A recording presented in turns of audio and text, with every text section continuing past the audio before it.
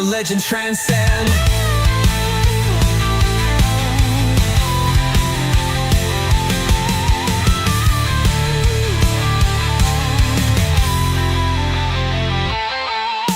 We took the road less traveled by far, kicked up the dust, now here we are.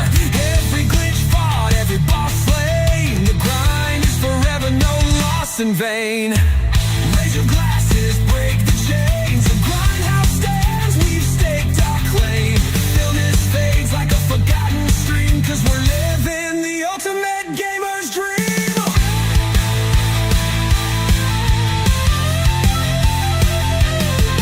Thank you for every battle won, for the highs and lows and the blazing sun, where quality rules and the fakes offend. The gaming grindhouse where legends transcend.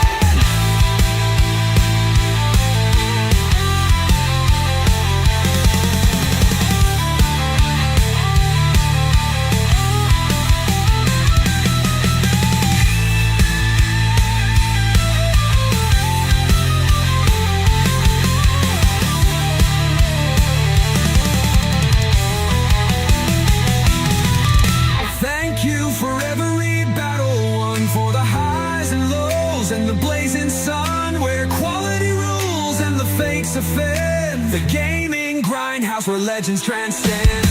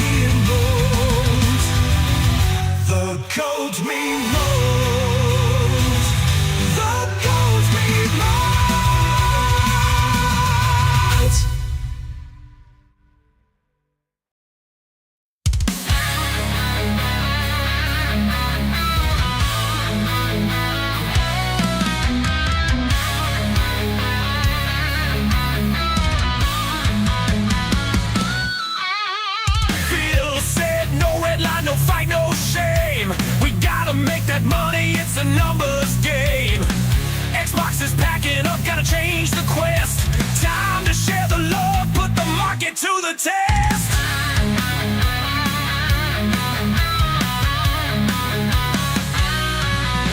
Controllers are shaking in every boss's hands, making deals with rivals, got bigger plans. They say nobody's buying, so let's spread out. PlayStation, get ready to hear us shout. No red line, it's a brand new day. Xbox invading in a different way. We need that green, gonna make amends. Bringing games for you, our newfound friends. Money's running low, can't stay in one shell. We'll mix it up and ring the sales bell. All the consoles join, it's not a crime. Just a new strategy in the fashion of time. Jumping boundaries, ain't no hard divide. In the game of survival, we'll play each side. Different but same blood in these veins. Gotta feed the hunger, gotta break the chains.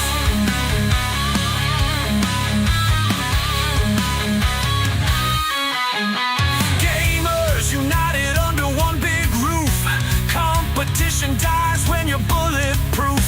Phil speaks the truth, no need for disguise. We're opening doors, it's a big surprise.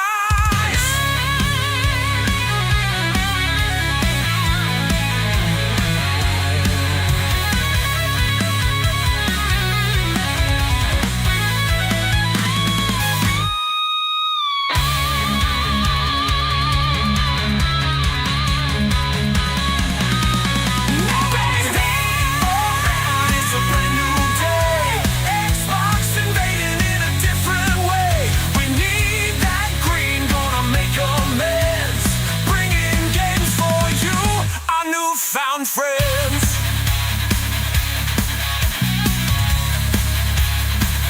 Our newfound friends.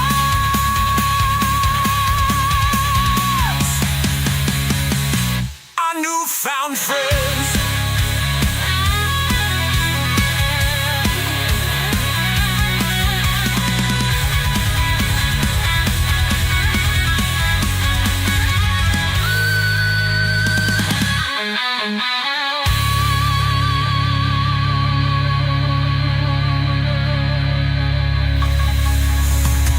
Money's running low, can't stay in one shell.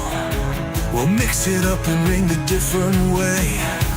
We need that green, gonna make amends. Bringing games for you, our newfound friends.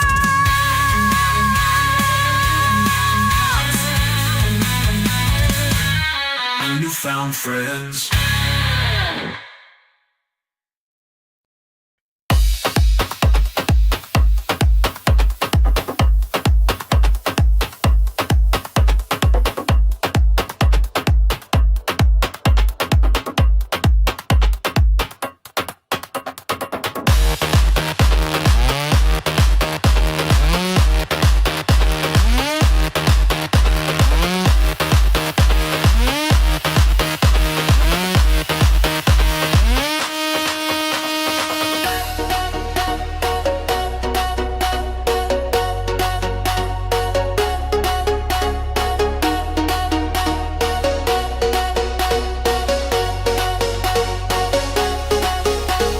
Jump and spin, press the square.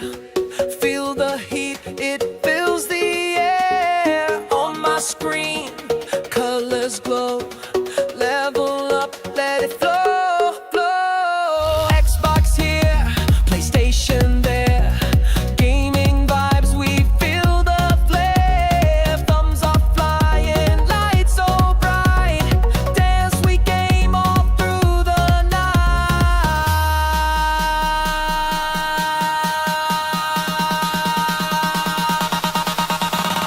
Beat it up, game so tight. Ooh yeah.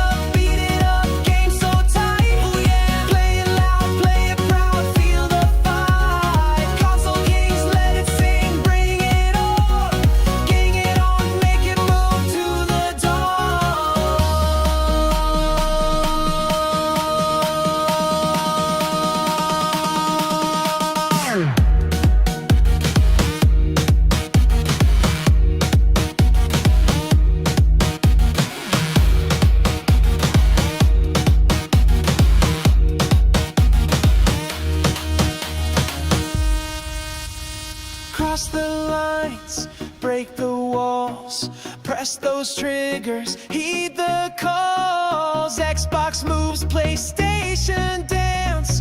Gaming world, take a chance. Beat it up, game so tight, oh yeah. Play it loud, play it proud, feel the fight. Console kings, let it sing, bring it on. Bring it on, gaming groove, make it move to the dawn.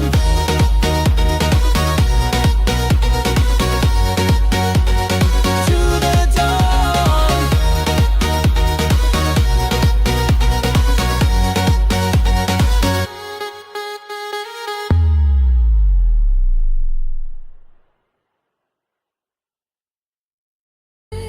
Beneath the skies where shadows weave their tale, 1,000 voices call the wind to wail. Through ruins soaked in dreams and flames decay, we march through night to find a brighter day. Fate's threads may bind, but we'll tear them apart with fire and steel and the weight in our heart. Through light and shadow, we'll carve a new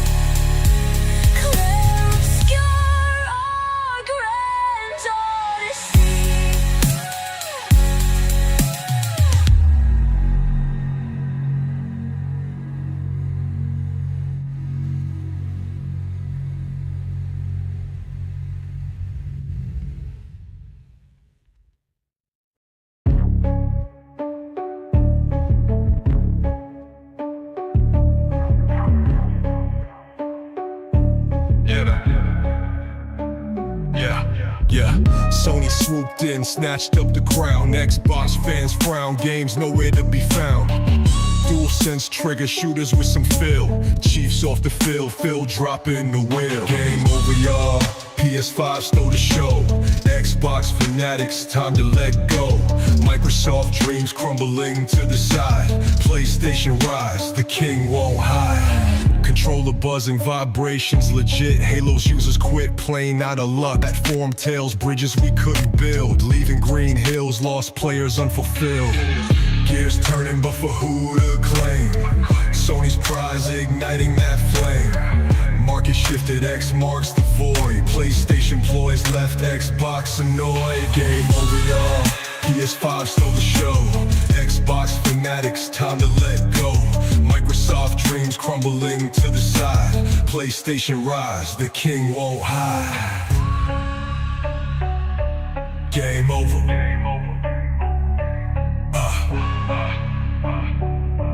Game over. Game past promise, broken and bent. Bethesda misstep, paying the rent. Kratos grins wide, God's favorite blue. Master Chief's missing, player one, where you?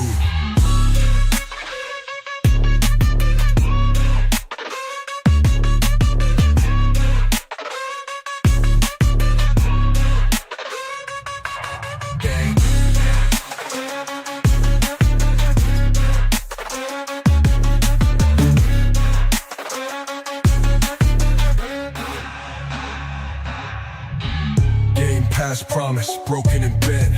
Bethesda misstep, paying the rent. Kratos grins wide, God's favorite blue. Master Chief's missing, player one, where you?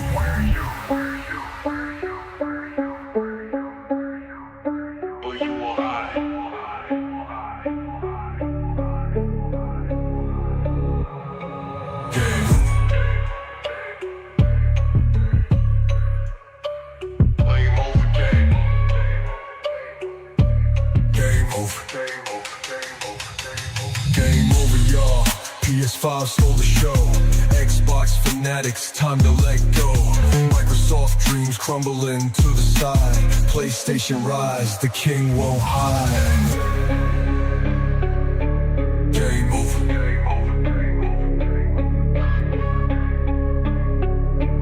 Game over.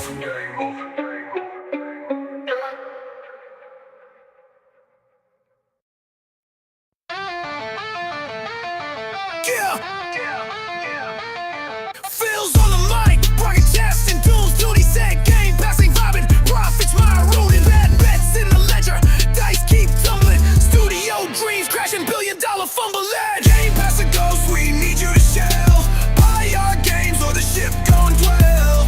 Bad investments, now we begging the crew. Phil says game pass is not for you. Try to stack them chips, but the tower went fall. Shouting innovation, but we juggle in a stall. Gambled on clouds, now we're drowning in puffs. Buy our games, cries a slogan, ain't subtle or buff, yeah. Game pass a ghost, we need you to shell.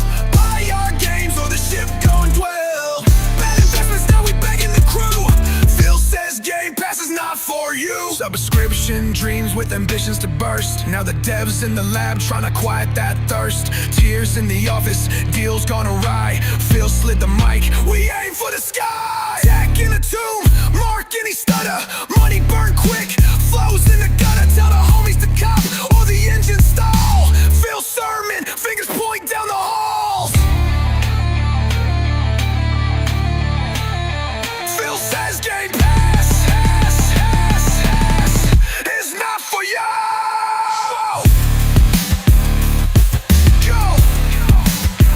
Phil says game pass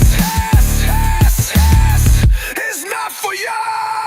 Try to stack them chips, but the tower went fall. Shouting innovation, but we juggle in a stall. Gambled on clouds, now we're drowning in puffs. Buy our games, cries a slogan, ain't subtle or buff, yeah. Game pass a ghost, we need you to shell. Buy our games or the ship gon' dwell.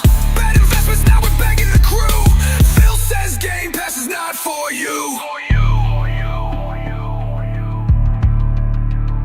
Phil says game pass. Yeah. Subscription.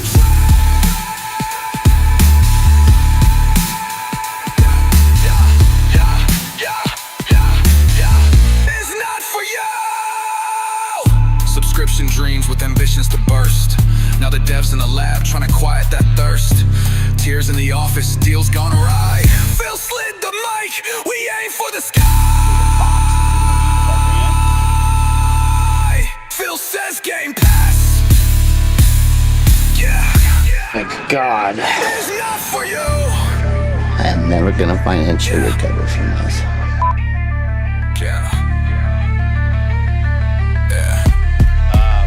We aim for the sky.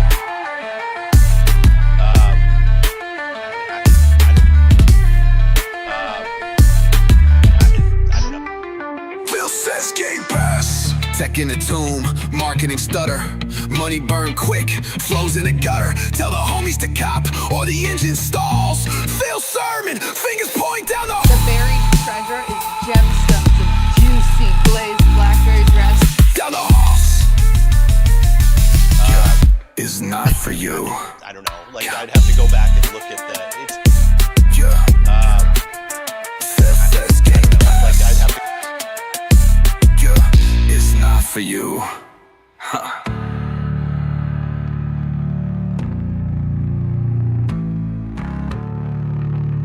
Or that Box is in the name of our brand.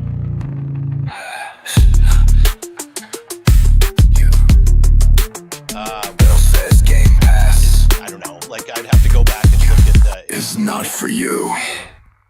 Yo, what's up, grinders? You liking those gaming grindhouse jams? Then hit that like button, grinders. We are here. It is Monday. The gaming grindhouse is open, and Game Pass is not for you. Yes, that's right. It's one of the greatest gaming grindhouse musics. Released a whole bunch today to the VIPs and grinders. That is Bad Bets. That is an exclusive gaming grindhouse song right there. That will be for the VIPs. Coming soon right after the show. But there is a goal up here. We do have another song, man, because we're jamming here. Xbox Tax Apocalypse song could be released this evening if we hit our goal. So grinders, get ready, get snuggly, sit by the fires of the gaming grindhouse. It is, as I mentioned on Friday, roasting time.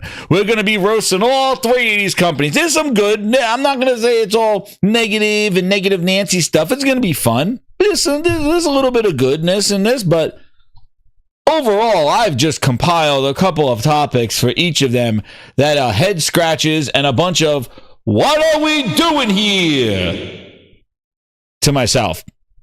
And then, as we're cooking, we'll be touching on some of the gaming news that has come out about. Yo, shout out to Ron M. He's starting us off with the 10 VIPs. He's not done with the music. He wants some more music in this house. That's right. He wants some more music coming in here. Shout out to Ron M. Thank you so much. He's getting them all right now.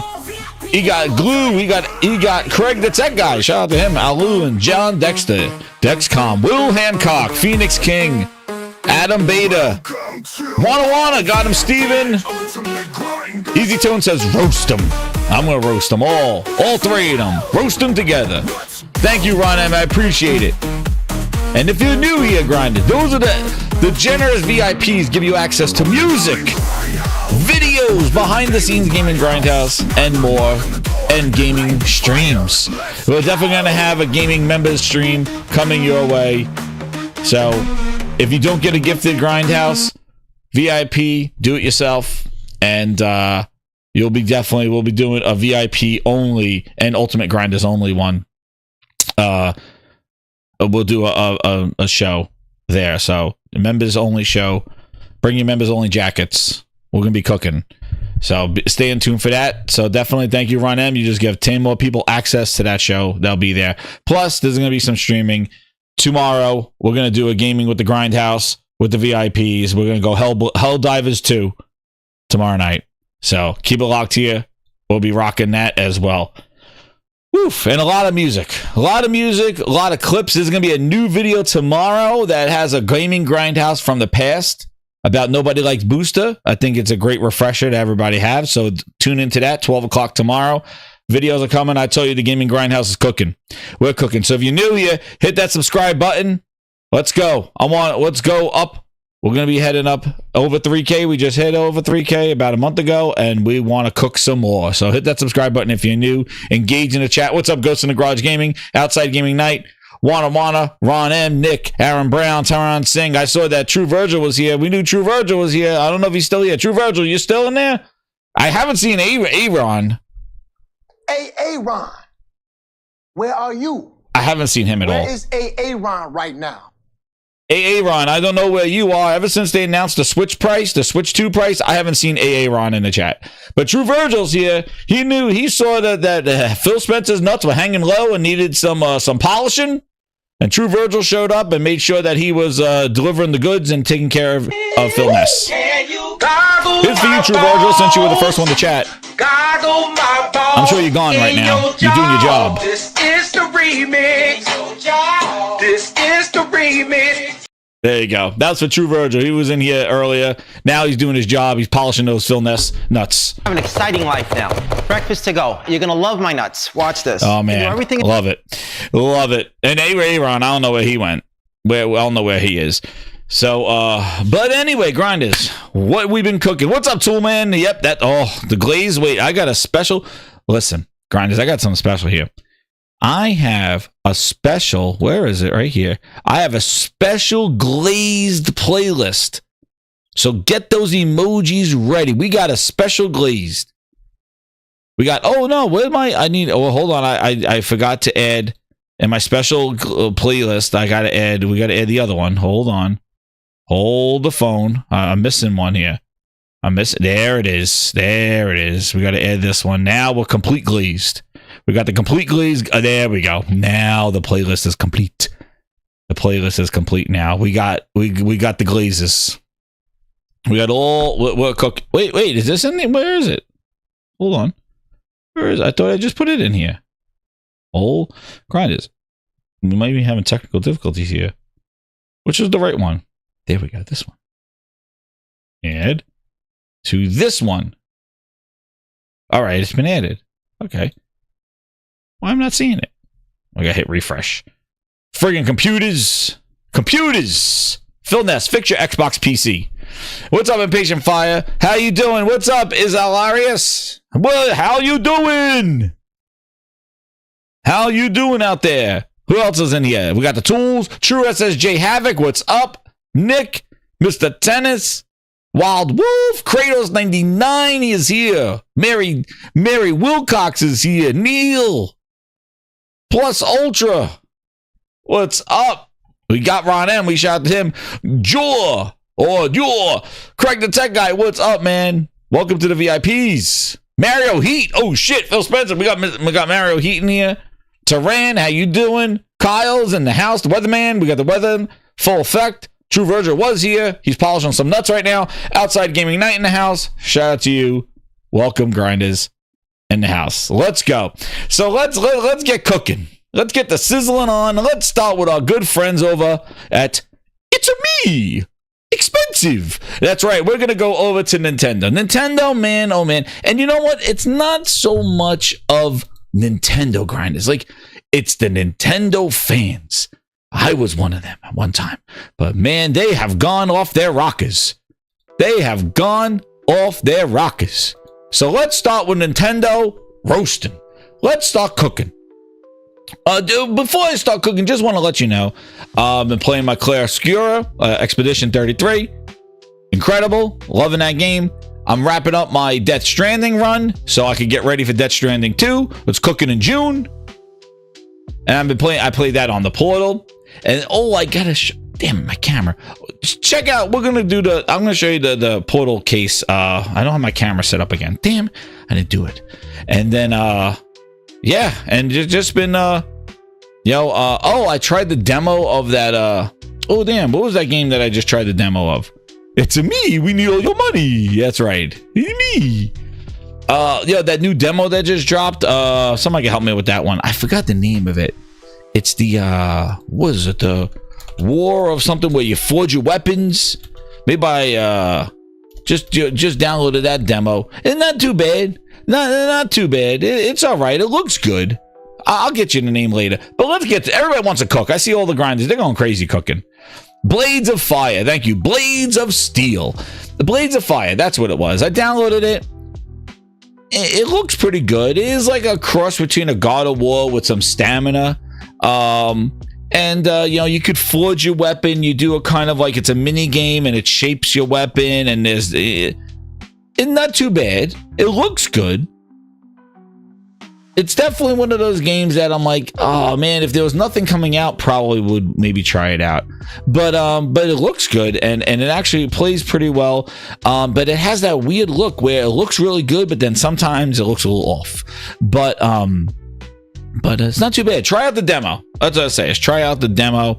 It's definitely an interesting game. It looks pretty damn cool. It plays pretty well. It is like a cross between a God of War with stamina. Blades of Phil 101 said it was.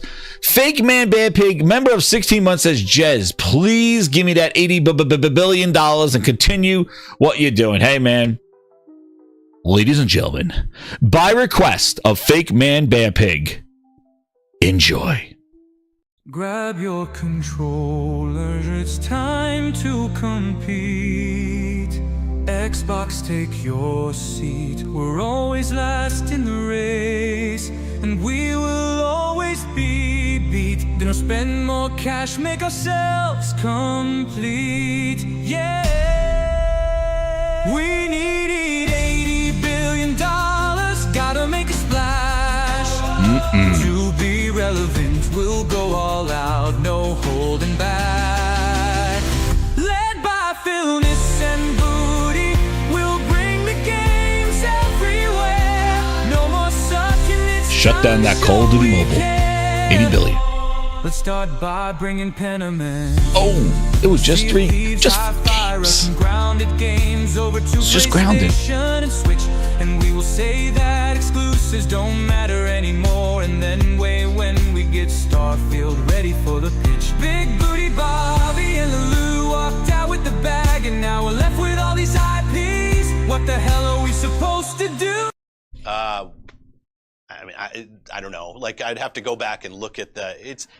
I don't know, Phil, but shout out to that Fake Man Bad Pig. And by request, you could definitely. It's like putting money in the jukebox. You want to make a request of one of the Gaming Grindhouse songs? Feel free. Fake Man Bad Pig. Just shout out to you. There you go. By request. Just like put songs in the Gaming Grindhouse jukebox. I had the animation. Oh, there it is. It's over there. So let's start with the roasting. Let's go over to Big Red or Little Red or Switch Red or Portable Red. Let's go over to Switch. Now, Grinders, the Switch 2. We have taken a poll in the Gaming Grindhouse to see how many people pre-ordered this thing, and not a lot. Not a lot. No problem, Mary Wilcox. No problem. Not a lot of people have pre-ordered the Switch 2. They haven't been glazed by it's a me. I locked it down at Target. I'm still debating with this thing, and more news comes out, and a couple of things come out. But one of the things that needs to get roasted is the Nintendo people online who were in their own lane. They were in their lane. They were playing at rooftops. They were using their little cartridges that taste like ass if you lick them. They were playing with their little old Switches, the OLEDs. All of a sudden, when the Switch 2 gets announced, these dudes come out of the woodwork and start doing comparison screenshots, trying to tell you that the Switch 2 is a PS5. Go back to your rooftop parties, into your corners where you're all linked up on a Switch. Stay out of the conversation, please. That is not Nintendo's game. That is nothing of your business. You do not compare this device to those. And these people I've ever seen before need a roast. Because these dudes who will hook it up with system links in a corner, sitting cross-legged in a corner somewhere, hooking up these games. You do not compare the graphics. We have this guy. I don't know who this is. Crocolot. Whatever the hell his name is. But my goodness, Nintendo's not part of that conversation, Grinders. Nintendo does its thing, but tech is not. It's not about resolutions. It's not about frame rates. This tech is old. All right? And they want an arm and a leg for it. This is not cutting edge technology here. This dude here, Crock-o-Clock. Cock-a-cock. True Roger, get this guy. He's your man's. Cock-a-cock. Yakuza 0 graphics looks better than Nintendo Switch than the PS5. This dude is out here comparing screenshots of Yakuza 0. Grinders. Prepare for roasting. Example A, B, and C. What are you doing here? Oh, look at the PS5 got blurry. Dude, let's go down to the chat and find out that guess what? Yakuza 0 never got a PS5 version. What are we doing here? Nobody's buying this shit for Yakuza 0. It's a PS4 game. Nobody buying this. Keep your lane. Play your Kirby's. Play your Mario Karts. Stay out of the talk. What are we doing here with screenshots? Now we're seeing Final Fantasy. FPS here, not 60 FPS, as is the case on to note. But of course, the Switch 2 is targeting 30 FPS here, not 60 FPS.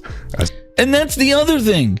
They're showing screenshots and they're like, look at the clarity. Look at the difference.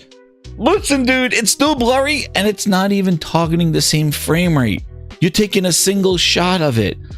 Nintendo, stay out of the tech talk. Just get by with Super Mario World. That's all they're buying it for. Targeting 30 FPS here, not 60 FPS, as is the case on PlayStation 5. So if we look at the first set of shots here, the primary difference, and this will be a repeated point, is that the Switch 2 is blurrier than the PS5. There's a difference in image clarity, so it's harder to make out fine texture details. In terms of the metrics, I counted out a few shots on Switch 2, and it renders at 1080p, it looks like quite consistently with no particular signs of upsampling nor any particular signs of like DLSS or anything like that. I think this just looks like the regular TAA. The PS5 obviously is at 1512p with TAA, and it looks a lot sharper in these stills. Fares a little bit better if we actually had those high quality assets, although I am looking mostly at very stationary shots, so it shouldn't be too bad there. Another issue is that the hair is heavily dithered in both versions and is basically relying on the TA to clean it up and make it look presentable over time. On PS5 it looks pretty okay, and at 4K on PS5 it looks very clean, I think, actually quite clean. But on Switch it's rougher here and not as elegant, and it looks okay, but it's a little bit more messy, more like base PS4 there. The depth of field is also shallower in these cutscene shots on Switch, which is maybe a side effect of the resolution difference. Sometimes that scales based on resolution. And as we go through the shots, that's basically the story. Differences in depth of field and in the hair rendering, quality of hair rendering, and then less clarity on Switch 2. This last shot has a bit more of a meaningful difference. The shot of the tower there, the Mako Tower, insofar as the smoke is a bit more prominent on Switch, but again, just a little quirk. This should be fine, right? Hopefully. Should be fine. Should be fine, hopefully. But in dock play, potentially without VRR there, not fine, right? Probably not fine. So that's the only caveat here. Performance needs to be fixed. Hands up in the air. Listen. Digital Foundry, stop. Switch 2 should not be compared to Xbox or PlayStation. They chose their mobile structure. They chose to be on an NVIDIA little handheld device. They are fighting for battery life, which is less than the first Switch. You could dock it and give it a little bit of a boost, but then you're not even getting the features. Please, I don't know where this started, but the tech talk about the Switch 2, I am sorry, it does not belong. What's up, Lucci? How you doing, man? Hit that like button. That's right. These Nintendo guys are out there trying to do comparisons and doing photos like of what? Dude, first off, nobody's buying the Switch 2 for any of Cyberpunk's Phantom, these games. Maybe Final Fantasy VII Rebirth, maybe. But you know they're playing Mario. That's it. They're playing Mario. They're waiting for Donkey Kong. Please. And exactly, why PS5? Why is nobody comparing this to Booster? The Series S Booster is almost the same price as the Switch. At $450 with Xbox Phil Spencer's new price. The Switch should be compared to Booster. Why are you going after PlayStation 5? I don't get it. Why is the Switch being compared to a PlayStation 5? They're not even the same price. Well, they're close to it, I guess. But they're two different devices. Where is these comparisons coming from? Why is the Switch being compared to a PlayStation 5? Compare it to Booster. Why is it? Why? They're saying the Switch is a PS5. Switch 2 is a PS5. Please. Nintendo Glazes, I got something for you. Here you go, Nintendo Glazes. The Nintendo Glaze got these dudes showing PS4 games versus a 2020 $25,500 portable running games at juicy 30 frames. Just buy a Mario games and stop comparing with that Nintendo Glaze.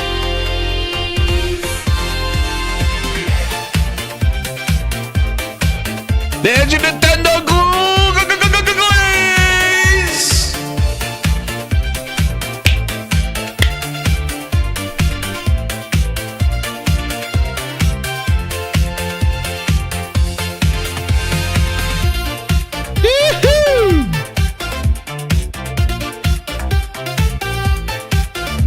Encore! The Nintendo Glaze got these dudes showing PS4 games versus a 2020 $25,500 portable running games at juicy 30 frames. Just buy a Mario games and stop comparing with that Nintendo Glaze.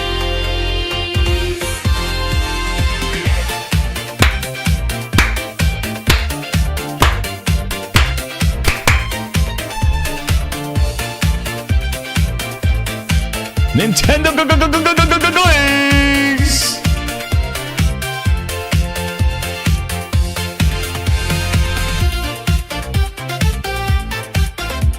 There's that Nintendo Glaze. Man, oh man. Just stay out of it. Stay out of it. Please. We got some other glazes out there. We got to continue. We got to continue this roasting session. This guy all of a sudden been showing up here. These Nintendo Glazes. Please, look at this. Now, look at this. They're going after everybody. This guy, Cock, he's going after the Steam Deck now. He's like, a video. A Cyberpunk on the Switch 2 is the definitive version. Holy shit, yo. That Nintendo Glaze has penetrated the skin. That Nintendo Glaze. Dude, he's comparing the Steam Deck to the Switch 2. Oh, man. For not just popularizing this kind of thing. Oh, man. You tell me. Go on, Steam Deck loyalists. I dare you to tell me all about how the Steam Deck runs this game better than the Switch 2 at settings that you'd actually play at. I want to be really clear here. I am not shitting on the Steam Deck. I am not anti-Steam Deck. It's a very solid device, and it has done amazing things for not just popularizing this kind of form factor of handheld and portable PC gaming, because, you know, we've seen how it's quickly spread throughout the industry, but even more so, I love it for how massively it has accelerated. But let me ask you something, dude. What setting is it on the Steam Deck? Like, I need to know. Linux gaming. Linux game compatibility layers, and developer focus around low-end performance considerations. Nobody's buying a Switch 2 for Cyberpunk. Include low-end settings to target the Steam Deck, and all of that stuff is a big damn deal. So I don't know about you, but I'm pretty resentful of feeling like I'm stuck with Windows. So seeing the Steam Deck push Linux gaming forward at an ever-accelerating... Yo, what is going on? Yo, look at this Playman Glaze! The Nintendo Glaze got these dudes showing PS4 games versus a 2020 $25,500 portable running games at juicy 30 frames. Oh, god damn, what is this? Nintendo Glaze. Fucking glazes out there! It's in fucking dark mode, you clown bitch! Oh, man. Yo! Oh god, these fucking glazes. It's in Nintendo. The video's in docked mode. Oh my god, the Switch is docked and they're comparing it to the Steam Deck. You guys. Makes me very happy The indeed. glaze. The glaze. Anyone whose head Those stripper is at the poles in the top of their Nintendo version. torso, rather than being Nintendo jammed the up in a kids. brown hole at the other end stripper of the human poles. organ cage, has to freely admit if they Yo, and then they just share it out like that glazes. Meanwhile, the son of a bitches has it in dock mode. Listen, nobody buying the Switch 2 for friggin' Cyberpunk. You glazing. Nobody buying it for Cyberpunk. Stop. Huggy, get your ass in here. It's up to you. Get in here, Huggy. Get your clown ass in here. I need somebody to tell them what's going down. Somebody got to get him. Where is he? Is he busy? Oh, no, here he is. Get in here. Get on the mic. Stop. Enough. Thank you. One more time before you go. Stop. Enough. All right, go back to your hole. Thank you, Huggy. Thank you for coming in to the Gaming Grindhouse and letting them know. Tell stop enough. These guys are going crazy out here in these Nintendo streets. Dude, pre-order your shit. Get your Mario Kart World. Drive off-road. Get the lotion. You're done. That's it. And then the next game will be your Donkey Kong, and you're done. Nobody playing Cyberpunk. Nobody playing Yakuza 0. Nobody playing all the Ubisoft shit on the Switch 2.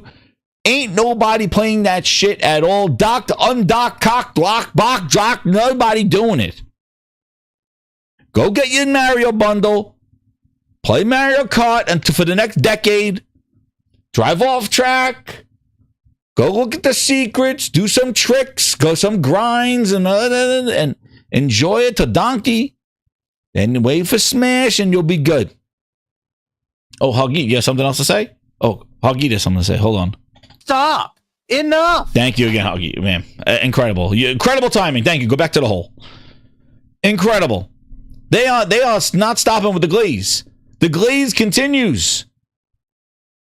Now Nintendo, it is just like, why are they in the tech conversation? That is the thing. And look, Nintendo's showing back up to Gamescom, according to Jeff Keighley, smuggling grapes. Nintendo shows up to Gamescom now, August 20th to 24th, because now they got something to talk about. But I just don't understand the comparisons. Please. As third party, not nobody. And it's not even the frame rates.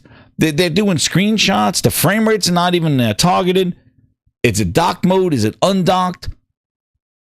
Then the news comes out that the Switch, you're my number one customer, supports VRR, but it was a mistake that it had VRR when it's docked to the TV. It was a whoopsie. It was a mistake. They said that it does not have VRR when connecting to the TV. It was a mistake. It was a faux pas. It was an error in their marketing material. VRR is only supported on the Switch in undocked mode, but when you dock it, it don't do it. Incredible. So where are they again? Where are they again? We got to see. Another, where is this? So there you go. Then we got our comparisons. This is why these dudes don't stop talking. Like, please. Craig the tech guy, the 2, he says it's coming. It's coming. Phil, it's coming. Oh, man. I don't know. Like, I'd have to go back and look at the... Here's the Switch 1 versus the Switch 2. We have 4 arms, 8 arms. 2 cores, 1. Look at this marginal increase for all the years between these two devices. It is insane. You got some good system memory reservation here.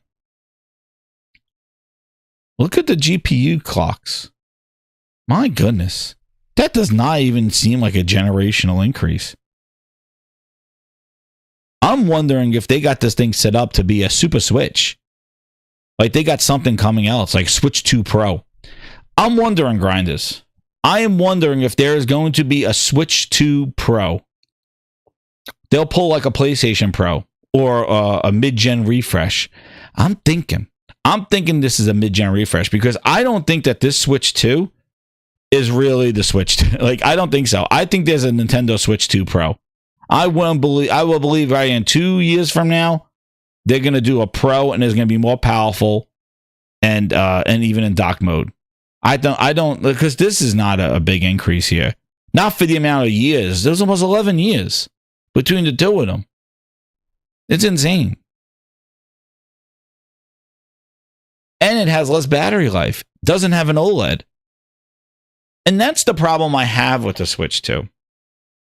The problem I have with the Switch 2 is that there really is not an innovative, I guess, quote unquote, gimmick. There is no nuance to the Switch 2 that offsets the lack of the technical upgrade, if you understand what I mean. I feel that, they're not even really hyping up or demonstrating the use cases for the Switch hand, like controller as a mouse. They're not even doing that. There's no, the thing is that the Switch 1, its nuance of being mobile and taking off the controllers and doing that stuff really was sort of like a distraction or a compromise to the lower specs that it had relative to what was available there. But now with the Switch 2, they really didn't transcend and come to another mode, a gimmick. Like, say something like a dual screen Switch. Like, maybe the Switch 2 had a dual screen where it could emulate now 3DS games or DS games now, and the screen flips over and they have a new functionality. This is really an iterative upgrade.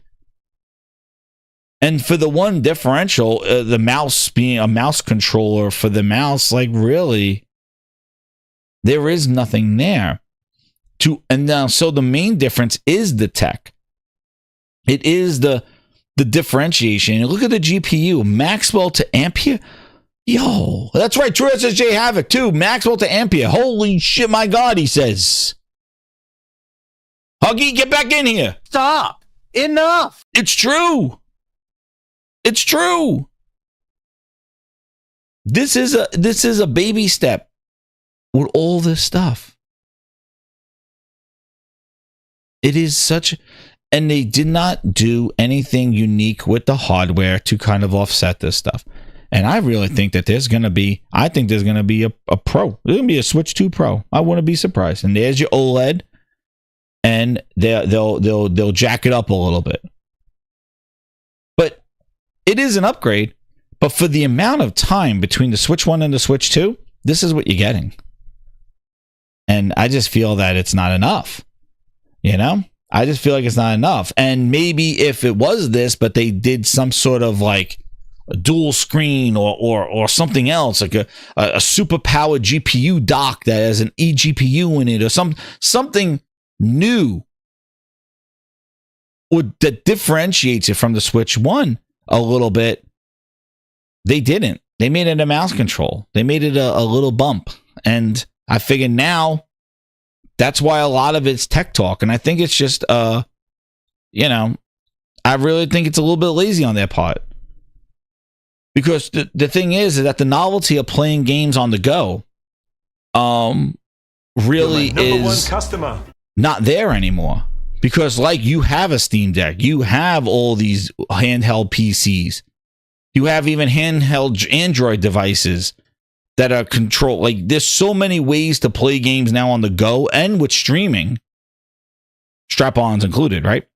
That this whole on the go, take your game with you, that the Switch introduced and the Steam Deck followed, it's not enough now. And I feel like Nintendo needed to kind of do something a little bit more for that. And I really think that I really think that and I think the games are going to carry it. But that's why I'm saying the Nintendo stuff, like comparing screenshots and Nintendo was never in that conversation, and Nintendo glazes, just just enjoy the Switch. I'm not telling you not to enjoy it. Just enjoy it. Enjoy the games. Enjoy its strengths, because the strengths are in the exclusive games. It's not in the tech. So stop trying to say it's a PS5. Stop comparing it to a Steam Deck. Huggy, get back in here. Stop. Enough. You heard him. Stop enough. And I don't know if it's just these kind of pro channels or Nintendo diehard fans, but I think, don't be dishonest, dude. Like, yo, docked Cyberpunk. Look. Holy crap. The latest footage from CD Projekt Red shows Switch 2 displaying Cyberpunk in docked mode at 4K 30. But it's not being rendered in 4K. It is completely all upscaled. True SSJ Havoc with the 5. He goes, Ampere was 30 series, but it's a mobile chip. And Maxwell is the GTX 700 to 200, old 900 series, old trash. That's before they were making the mobile versions of the desktop GPUs. That's the GTX, like the 700 and stuff. This guy, he is, goof a lot, man. Just stop. Be excited for the thing, but what are you doing? Upscaled 4K on 30 frames docked. What does how that thing look like undocked? What are we doing here, you Nintendo glazes? The Nintendo Glaze got these dudes showing PS4 games versus a 2020 $25,500 portable running games at juicy 30 frames. Just buy a Mario your games and stop comparing with that Nintendo Glaze.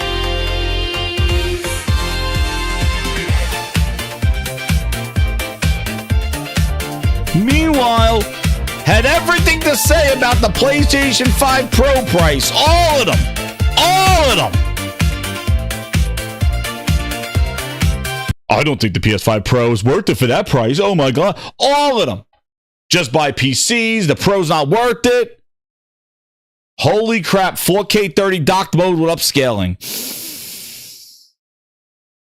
Well, when it comes to Nintendo, now we're hyping up 4K 30 upscaled. Docked mode.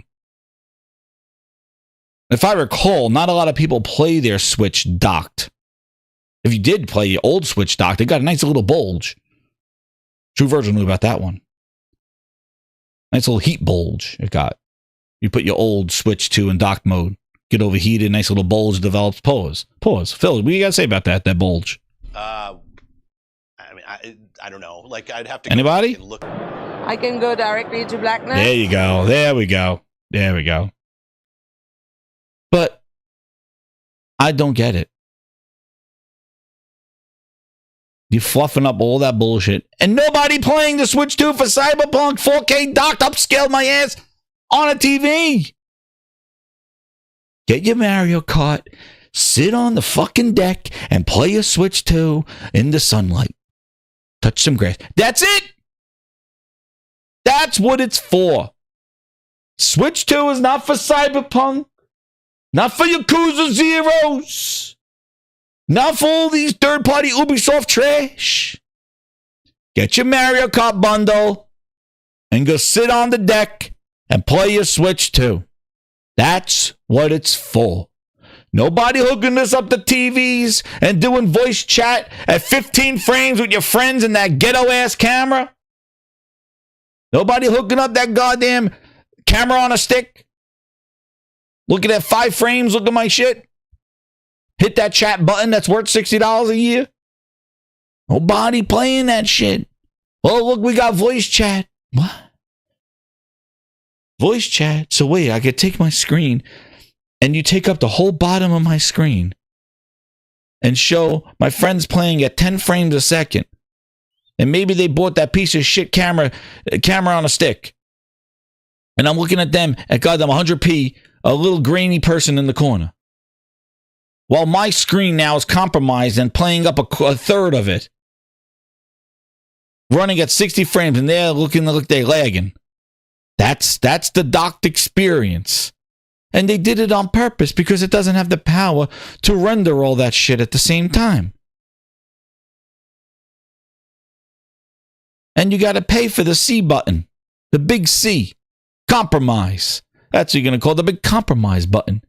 That only works if you pay the subscription. Nobody doing that with the Switch. The Switch is to go on the go, playing in the car, rooftop parties. That's where you're going. Nobody docking this shit. But, you know, let's talk about, that's what I mean. Though, hype up Mario, hype up Metroid, hype up Donkey Kong. Get away from this third-party comparison bullshit because the glaze is strong with them. And I don't know why all of a sudden this past week this has been all over the place with this glaze in here. But man, I just don't get it. I just don't get it. I'm like, dude, Nintendo's not they're not techie. This is not tech talk. Stay out of it. Move on. He keeps going. I can't play the glaze. Just saw another 40 minutes of Switch 2 gameplay at 4K. Output, yes, that means it's upscaled. We know the internal resolution is native 1080p. Looks damn good, but dude, I need to do some research here. I need to do some research.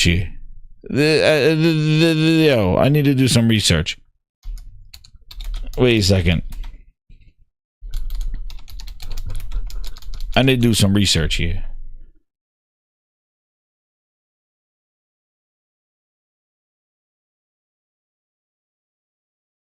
Oh, goodness gracious.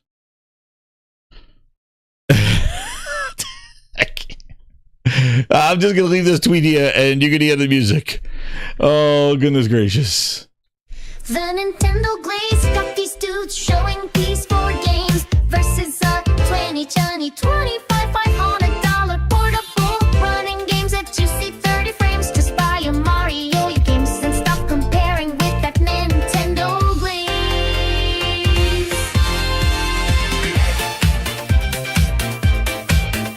Look comparable.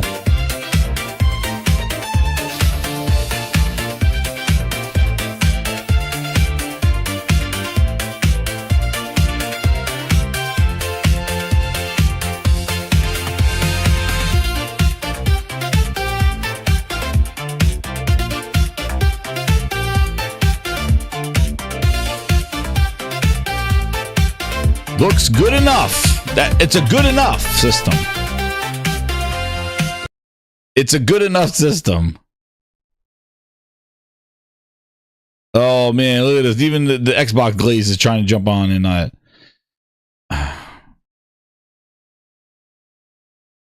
if anyone's resorting to try to one up the Switch 2 with PS5 screenshots, dude. The Pro does not have an up. It's not the Cyberpunk. I don't believe is enhanced.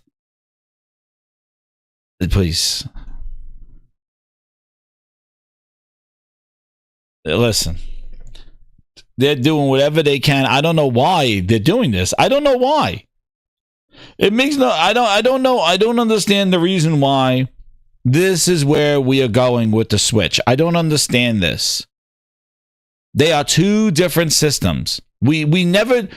I did not see everybody showing. Look at Hogwarts Legacy running on the Switch 1 and look at it running on PlayStation. Look at it run on Xbox. Even though it came out later. Like, nobody's comparing screenshots of Switch games to. It's not even in the Digital Foundry comparison. The Switch version of this game. Nobody even looks at the Switch version. Because it's a different thing. I don't know why we're doing it now. Is it in docked mode? Is it have the DLSS? It doesn't have VRR on docked mode. You know, that's a mistake. But nobody is playing it for this. No. Anyway. Yeah, Cyberpunk's going to sell on the Switch. I can't wait to see what Cyberpunk does on the Switch, please. The Switch 2, because that's what they're all lining up for. Cyberpunk on the Switch 2. But I don't know why it has happened. I don't know why. Maybe they're just so happy there's finally a new console. But the Nintendo guys, man, going out there trying to compare against consoles, the Switch too, I don't know, man. Stay in your lane. Here, you want to compare something? Why we're comparing this? Why are we not comparing this? Here you go. Here's the wonderful power of the Switch 2. The Switch 2 gameplay. There you go. Switch 2 gameplay recordings are only 30 seconds. There you go. There you go. There's your comparison. Let's compare that to a PC Steam Deck recording.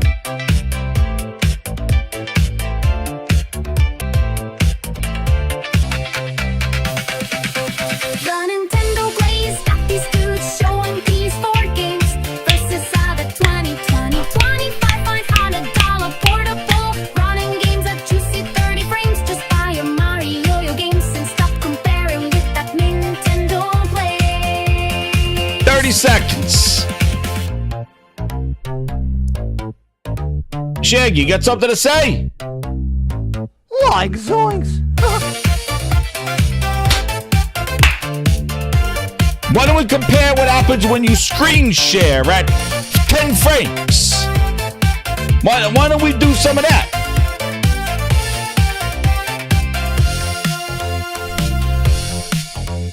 Why don't we do a little bit of that? Why don't we go a little bit of a switch to share screen? I want to see this comparison. The power of the Switch 2. Let me do a little glaze in here. Let me take a look. Oh, here it is. Is this it? Where's the wonderful frames? Here it is. There it is. Why don't we take a look? There we go. Ah, there it is. Look at that. Look at that. Look at that comparison. Yeah, there we go. I want to see more of the fun trailers. What we're doing here? I want to see more fun. I want to see more of the there it is. This is it. Where? Oh yeah, game chat. That's what I want to look. Game chat. Let's compare. Let's compare. Oh, here it is.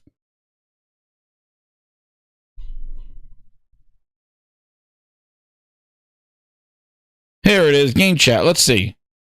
I'm over here stroking my. Oh shit. Traverse, what are you doing? For Nintendo Switch 2. Hey, what's up? Can you hear me? Hello? I'm over here stroking my.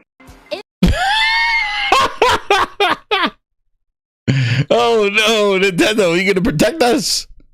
Are you gonna protect us from that? That's a different type of glazing.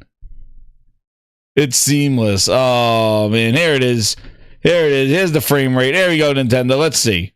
Let's see. Here's your cooking. I don't know what to say, man. Hi. Hey.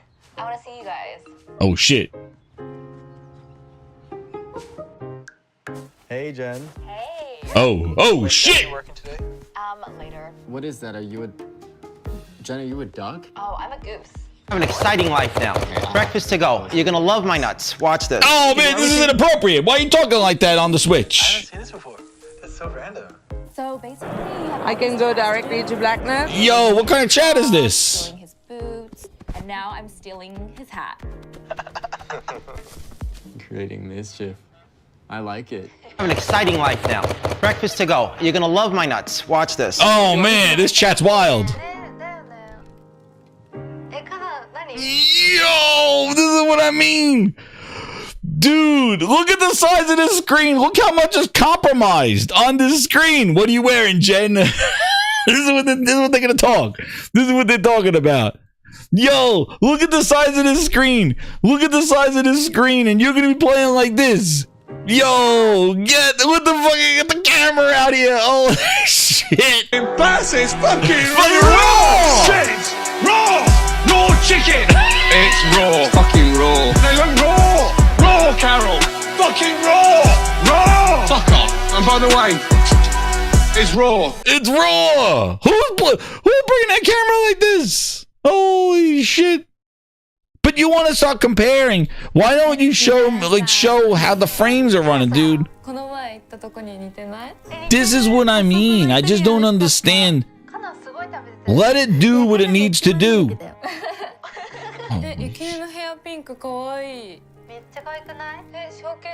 Yo. Listen, enjoy the features. It's wonderful. These are the things you should be talking about, not doing screenshots of PS5 Pros of Yakuza 0. All right? My goodness. That glaze. I don't know what's going on over there, but I just found a whole bunch of people just comparing screenshots, and I'm like, dude, that's not what the Switch 2 is about. That's not what Switch 2 is about. What's up, Baldante? Like, it's not about this. It's not about the comparison. So you need to drop it and do what the strength of Nintendo. There you go. Just show exactly what Nintendo does with its games. Mario's going to run great. That's what's going to be. All right. So, and that's what it is. But this comparison shit, I don't know who's trying to make engagement numbers, but man, oh man, it's raw. So just let it be. Oh. Anyway, and talking about raw deals, grinders, that brings us to our other friends. Whew. Man, oh man. I don't know where to begin with our other friends. Talk about raw. I'm just going to intro. Yo. Sony. I don't know what happened, who it was, but man, you've been fair gamed and bungeed at the same time. And all I gotta say is, PlayStation has been done. It's fucking raw! Shit! Raw! Raw chicken! It's raw. Fucking raw. They look raw! Raw, Carol! Fucking raw! Raw! Fuck off. And by the way, it's raw. Man, oh man, where to begin with Bungie? Let's talk about Bungie and Marathon.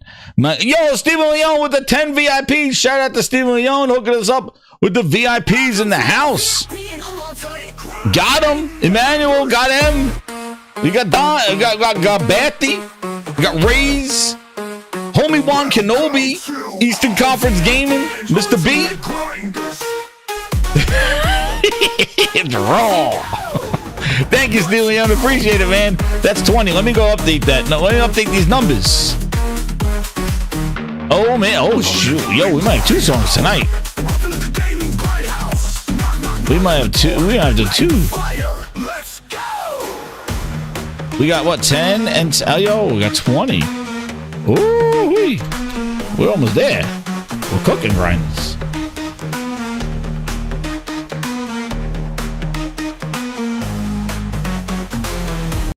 Thank you so much, Steven Leon. Appreciate it, man. PlayStation. Oh, whoosh, whoosh.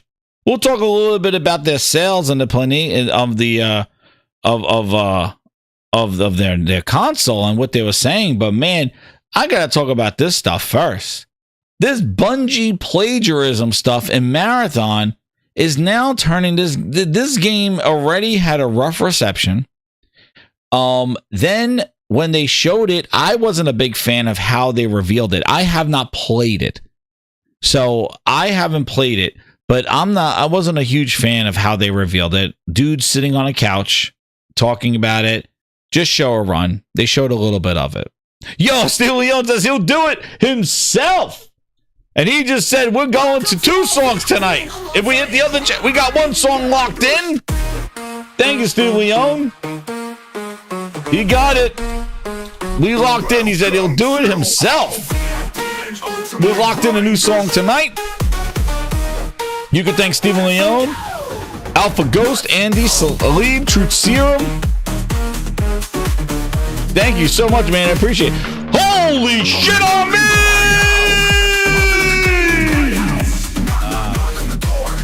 Barrel Dante with the 20!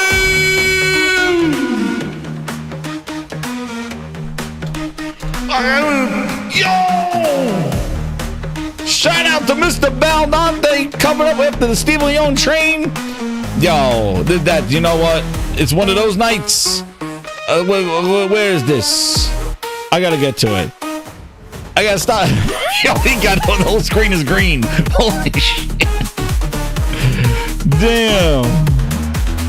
Everybody be cooking tonight, man. We're cooking VIPs in this train house. Wait a second. And I'm sending 5 out too. Choo-choo, bitches! I'm doing a choo-choo train. I got Zoc. Studs Monkey. There we go. Yo, thank you so much. We did a whole train right there. I appreciate it, everybody. Everybody's getting cooked. We're giving out, freaking CJ Robinson. His crawling ass gonna come on here. Holy shit. Damn, I couldn't help myself. I gave out 5 as well. There we go. We're cooking now, man. I put on the caboose. I put the caboose on there.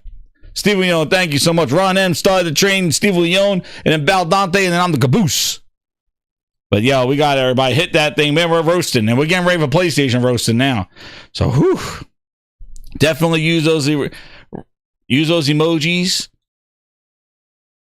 Welcome to the VIPs and be awesome membership. We're gonna have a VIP show. We'll have that. So yeah, if you didn't get one, stay on. Maybe there's more gifting coming your way, more train, or do it yourself and upgrade a VIP. It's worth it. I try to put as much stuff out there for the VIPs and make it special for everybody there, because I appreciate all the support that you give, and thank you again. And then Ultimate Grinders, you guys get special. And what I'm doing special now, before we get into the thing, well, I'm doing special too for the VIP, for the Ultimate Grinders, those who upgrade for the Music Pass, the Grindhouse Music Pass.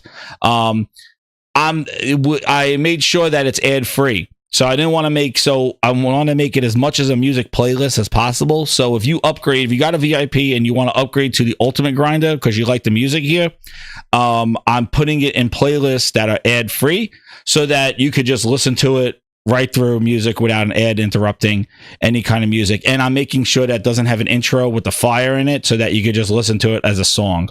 So that's what I've been doing. So just keep that in mind. So the Ultimate Music Pass gets you ad-free Gaming Grindhouse playlist.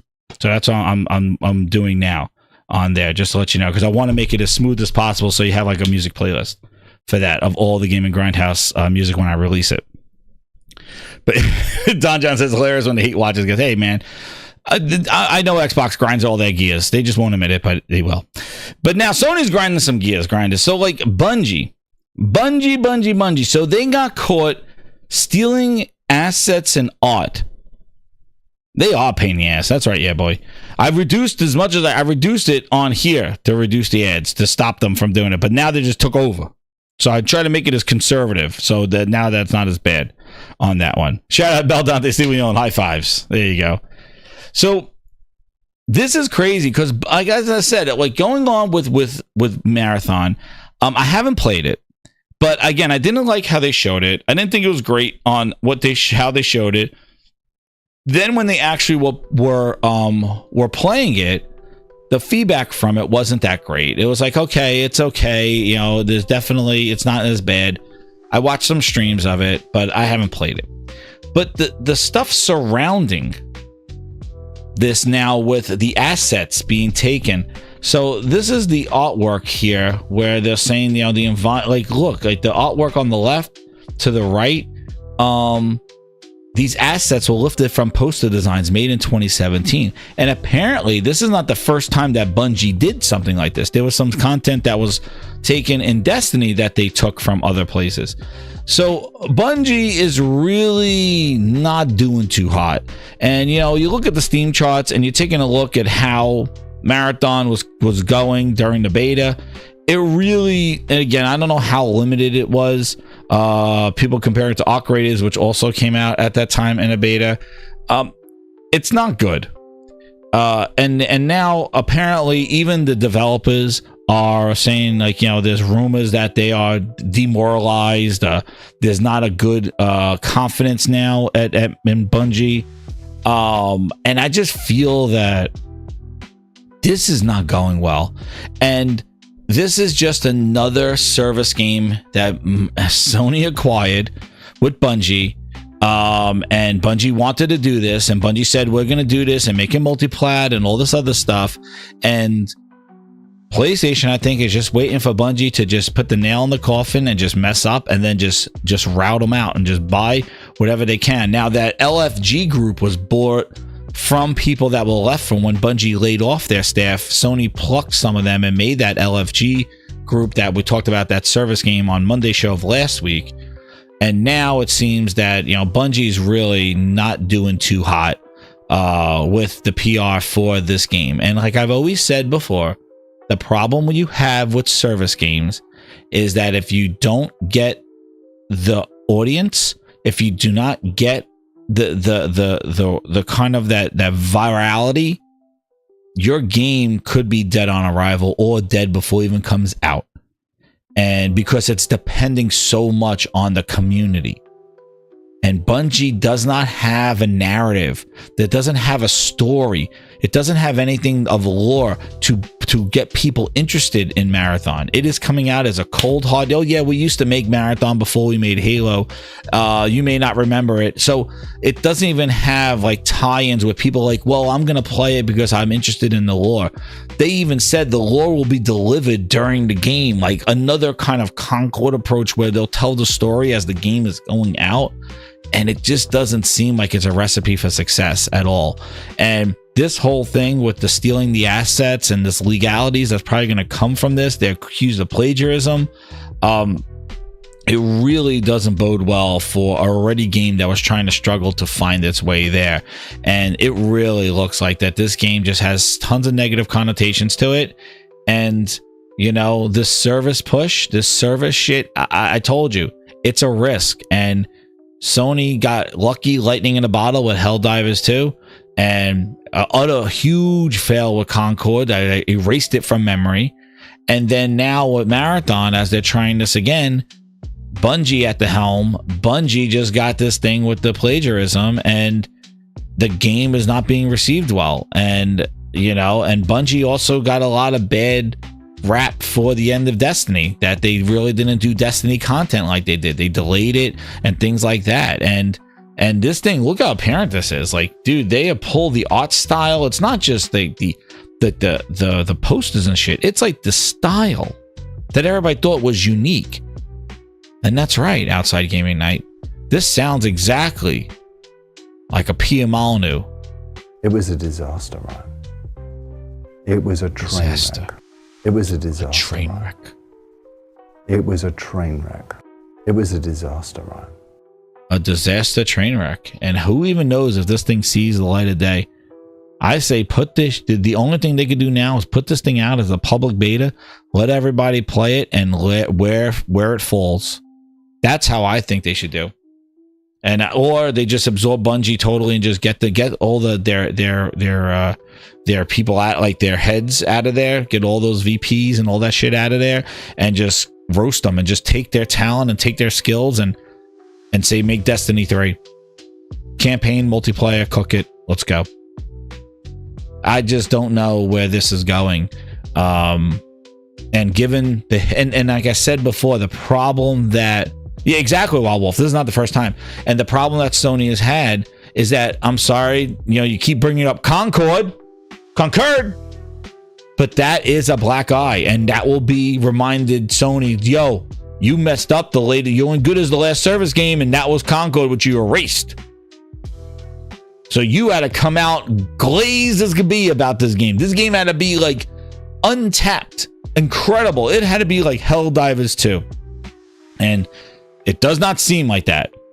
So guess what, Sony? You know what's going to happen. Bungie, you know what's going to happen. Because we got you right here. You know what happens, grinders. Where is it? Here it is right here.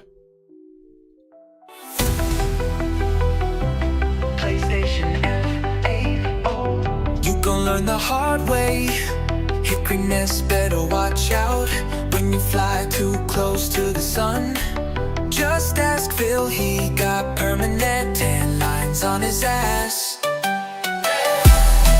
PlayStation FAFO, stay away, please.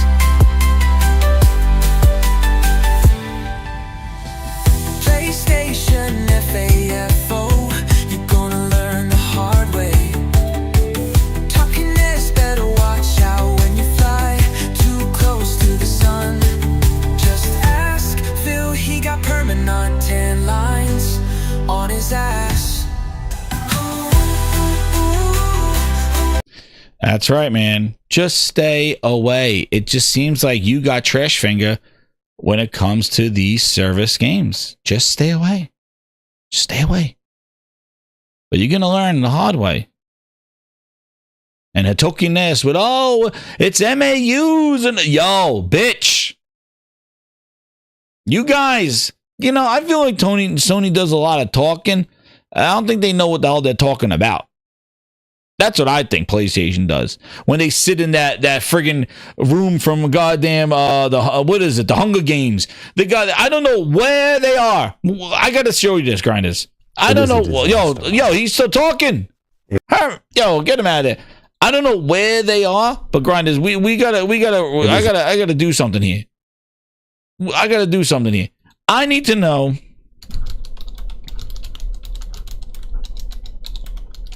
I want to know where this room is. It looks like something where they do their financial updates. I don't know where it is. It looks like something out of where are they?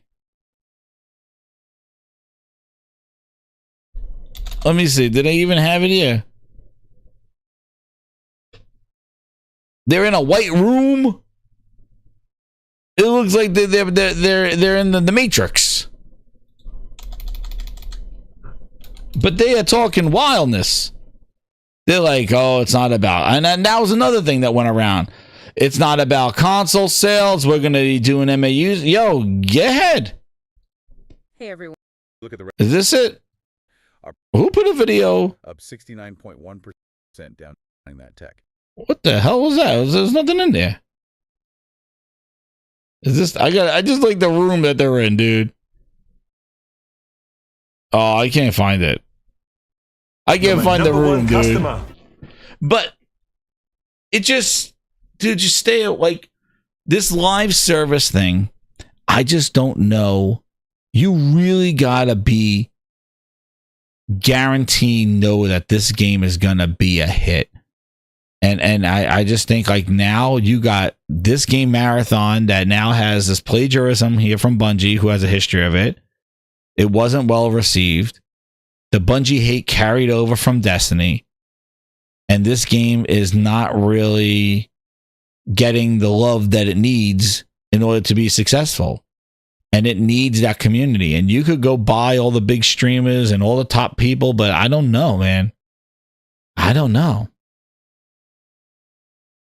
And then, on top of that, just when you thought the PlayStation FAFO was done, and we're like, yo, we saw, here's the Bungie statement. Yeah, let's continue with the Bunginess. We call this the Bunginess. Anonymous Boss member, 15 months, he goes, what's good, Jez and Grinders? How you doing? 100% the glaze is a real. Thanks for the music. Got cooking for us, Jez. The Wukong never went to Xbox yet. Nobody's asking about Wukong on Xbox, Anonymous. That's right. Where's Wukong? Phil knew the date at Gamescom last year. Where's Wukong? Where is it? Where is it? True SJ Havoc with the 5. He goes, Sony got Helldivers. Stick with that. Go back to single player driven games. Helldivers 2 was enough of success for them. Exactly. I'm going to be playing it tomorrow again. Helldivers 2 was great. Lightning in a bottle. Just keep adding to it. And just keep adding more missions, more enemy types, more variety, more meta games. That's what you do. But they just keep throwing these games, like they keep getting this stuff. And now remember, they did, and again, it's from these latest acquisitions. Don't you notice, like, it's so interesting how we got Concord from their acquisition. We got Fair Games, which we'll talk about, from formerly Jade Raymond Studio. And then now you Bungie. All these acquisitions were done during the craziness of the Microsoft $80 billion acquisition of Activision. And it just is very interesting that these these bets that they made, and I don't know if it was Jim Gordon Ramsay Ryan before he left or Hatokiness wanting getting involved, but whatever they made, these deals, like this wasn't not no Insomniac purchase where they cooked and it was a perfect blend. Even the things, even Blue Point, welcome to the family, Blue Point, and then they canceled their game. It's really interesting that all these kind of like welcome to the families that happened over the last few years during that ABK craze are not really finding their way, and they're not really outputting what they need to output, and they're not delivering on what they were hired to do. And the thing is too, even Housemarque is the only one, but you got to remember, Housemarque actually, well, Blue Point did too, so I wouldn't say that, but Housemarque made, Returnal, and then they actually had a game under their belt for the PS5, but so did Blue Point because they had Demon Souls on there.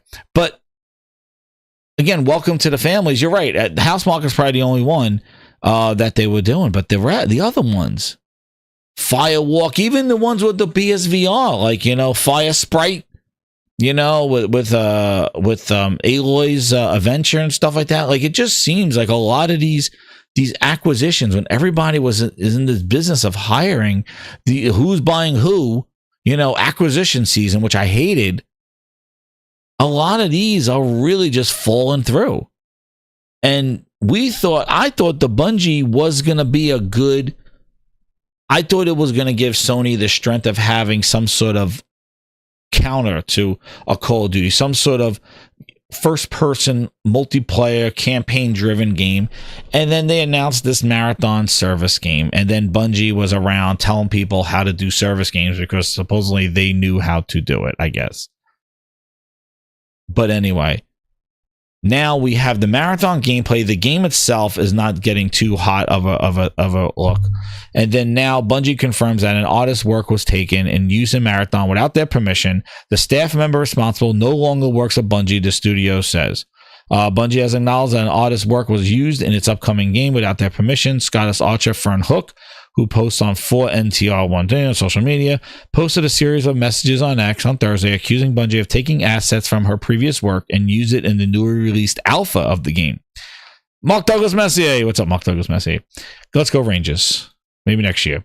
The Marathon Alpha released recently in its environments are covered with assets lifted from the poster designs I made in 2017, she claimed. Bungie is, of course, not obligated to hire me when making a game that draws overwhelming from the same design I've refined for the last decade, but clearly my work was not good enough to pillage for so they kind of like took her work without giving her credit. The Alpha release, and then here are the segments here that they did. Bungie acknowledged that the claims are accurate and that the staff member responsible for the plagiarism is no longer employed there. So they toasted him out. Concern regarding the use of another artist took that from her, and we take matters seriously. They reached out to discuss the issue, and they better cover their ass now. To prevent simulation in the future, we're conducting a thorough review of our in-game assets done by the former Bungie artist and implementing stricter checks to document artist contributions. We value creativity. Hook also claimed that a number of Bungie artists have been following her on social media for a number of years. In the last 10 years, I've never made consistent home income from the work. Oh, yeah, so she's tired of people stealing her shit. So, what the hell is this shit? Since the initial post, Hook has noted that she received a wealth of support. Marathon set for release on September 23rd on all these systems. Bungie has confirmed the game will be a premium product, but has not confirmed the price. Dude. And shout out to Detective C's. He just hit 1,000 subscribers. Detective C's is saying he thinks they're going to delay this game, man. He thinks that they're going to put this back in the cooker, and it's not coming out in September. Because from what people have been playing too, this is, the rest of the words are just their PR. Oh, never happened again. Well, meanwhile, this is the fourth time they've been accused of it, and it's happened of it. I just can't believe as an artist, you take somebody else's art. Like, how would you do that? I just don't understand that. Like, if you are an artist, what to make a deadline, you steal somebody's shit. In the world nowadays, you think you get away with that stuff. Like, come on, man. Especially as an artist, you should appreciate other people's art, and you wouldn't want that done to you. So I really do not understand the logic there, unless they're trying to. I just think like this game is now, it has this black eye on it, and people, and it's just, and initially wasn't being well received. So I just don't know where to go from here, because I'm telling you right now, I feel, and you can tell me, Grinders, in the chat, but I feel that this is even worse PR than what Concord got. So I think, you know, I think this game, honestly, nowadays with this mob mentality and the way the internet rolls, I think this game is done. I think it's done. Like, I think they should just be like, yo, free to play, and just put it out for the summer and just walk away. And that's it. Like, I think it's done. Like, because this is even worse PR with people getting their hands on it and not liking it, the aesthetics, the reveal, Bungie themselves, and then this scandal and shit. Like, I really think that, dude, this is I don't think this is a good lead up to it. And I think anything that you market Bungie or Marathon, I don't think it's gonna fly. I think there's gonna be that mob mentality that's just gonna say, I'm not touching this game. And no matter how good it is, and this is, I think, worse than Concord, and we saw what Concord turned out to be, and that PR didn't even really happen until the game was released.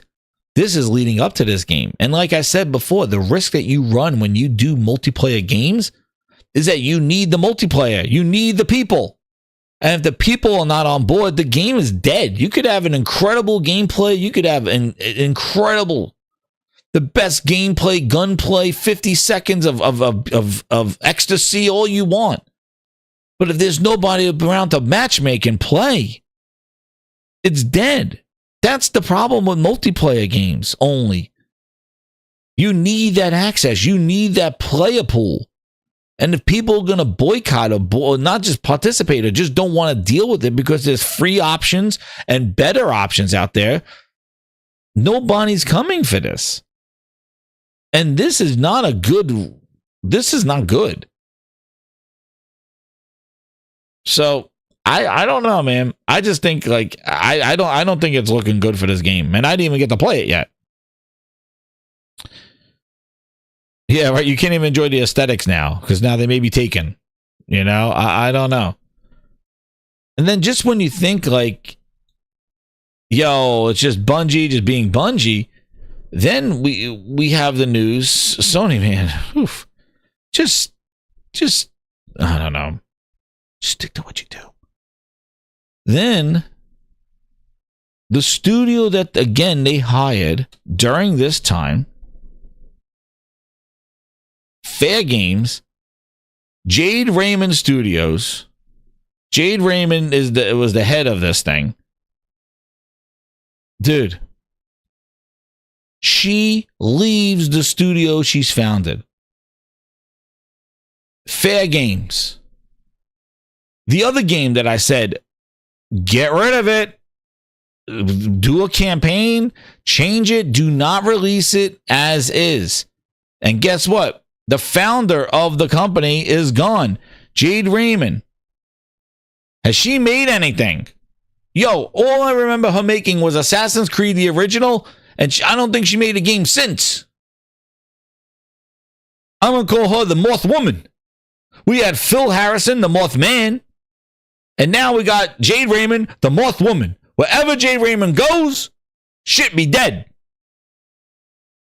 If she's like, oh, I'm talking about a new game, it's like, yep, no game for you. She's bounced around. She was a Stadia making shit. Dude, she's the new, she's Phil Harrison with a wig. She glazed the shit at PlayStation, man. She walked into Herman Holtz's studio and Herman Holtz is like, what is this? What is your name? And she's like, I'm Jade Raymond. He goes, this is real nice. I made to purchase your studio. Yes, the glaze. The Herman Glaze. Jade, come in here. Let me tell you about our PlayStation studios. I've been glazed by Jade Raymond and Herman Holtz. How much you want for your studios, Jade? Tell me. I used to like Aloy, but maybe I like Jade Raymond now. I got to purchase you. How much? Watch my quality split. Because it's PlayStation Glaze time. You want to be glazed? Herman, yes. To buy you. To purchase you and put you part of my PlayStation family.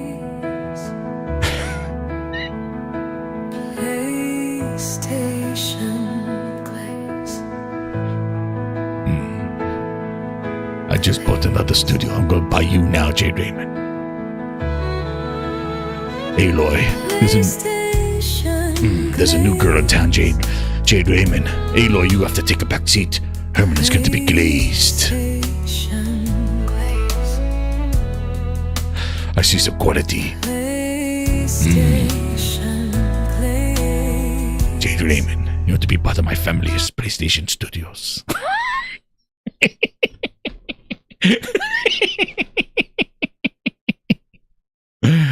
This again. Herman Holt's got glazed. Jay Raymond walked in. He's like, to make you part of the family. Yeah, let's not do that again, Brian. He says, that's a PlayStation quality glaze. She was the executive producer. I know that thing. She was Assassin's Creed. I remember hyping up Assassin's Creed 1, the run and stuff like that. And then and then she's done. She bounced around. It's like, Jade's making this game. She's making this game. Her and Amy Hennig, both of them, the Moth women, Phil Harrison with wigs. That's what they are. Wherever they show up, then they ain't making any games. They feel jaded. Jaded. So she left. So fair games is fair done. It's fair gone. So she found the studio, and apparently the departure came after an external test from Haven's first game, Fair Games, which some developers were concerned due to its progression and reception. Goodness gracious. Yet again, Sony. Yet again. Even Ryan McCaffrey can't hold it in. Like zoinks. Even Ryan McCaffrey. I just, again. She can't, and she was a Google Stadia refugee. Google Stadia had nothing to do. They said, we're done with you. And then PlayStation picked up the pieces. I tell you, man, I don't know if it was Herman Holtz. I don't know if it was Jim Gordon Ramsay Ryan. But all I know is that PlayStation, whoever made these, Hitoki gave the green light. But all I know is that PlayStation, in their last couple of years of acquisitions and service games, besides Helldivers 2, it's been Bass is fucking raw! Shit! Raw! Raw chicken! It's raw. Fucking raw. They look raw! Raw, Carol! Fucking raw! Raw! Fuck off. And by the way, it's raw. PlayStation is committed to supporting Haven Studios and will continue with new co-studio heads. Oh, man, we already ran a PlayStation with 2 people. We already had co-CEOs. It didn't work out. Oh, man. Co-studio heads Marie-Yves Denise and Pierre-Francois Sapinski. Oh, man, that don't sound like Jade Raymond to me. Oh, no, what are we doing here? Like zoinks. Oh, man. No. Shut it down. For 6 years, I taught you how to go for the W. No. You could have been one of the greats. No. And now look at yourself. You're not even a has-been. You're a never was. No, I thought they would say it's done. No, you're going to have 2 people? Oh, man. Marie and Pierre? Oh, no. No, man. They're still going to push this game out. Ugh. The game hasn't been shown gameplay. We haven't seen anything about it except the stupid CGI trailer.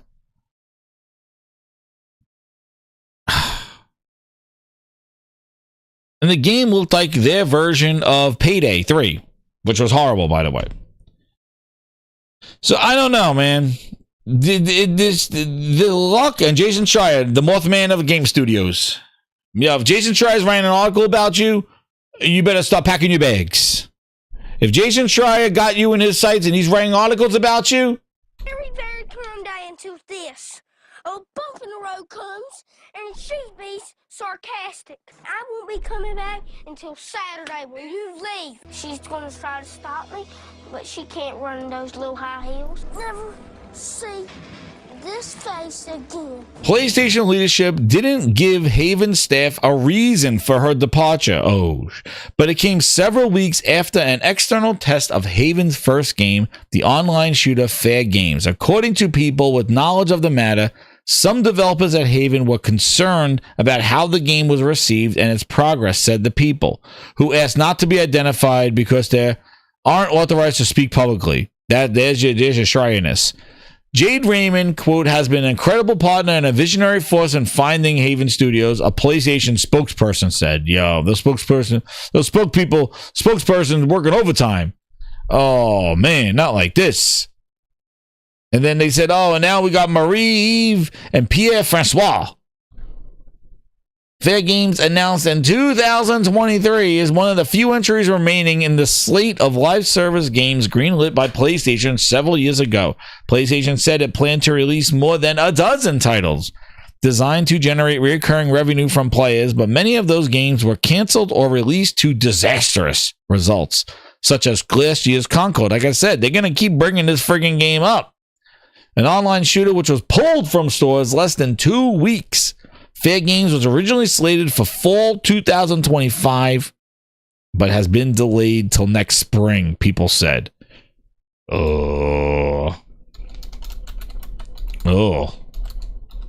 didn't even think it had a release date.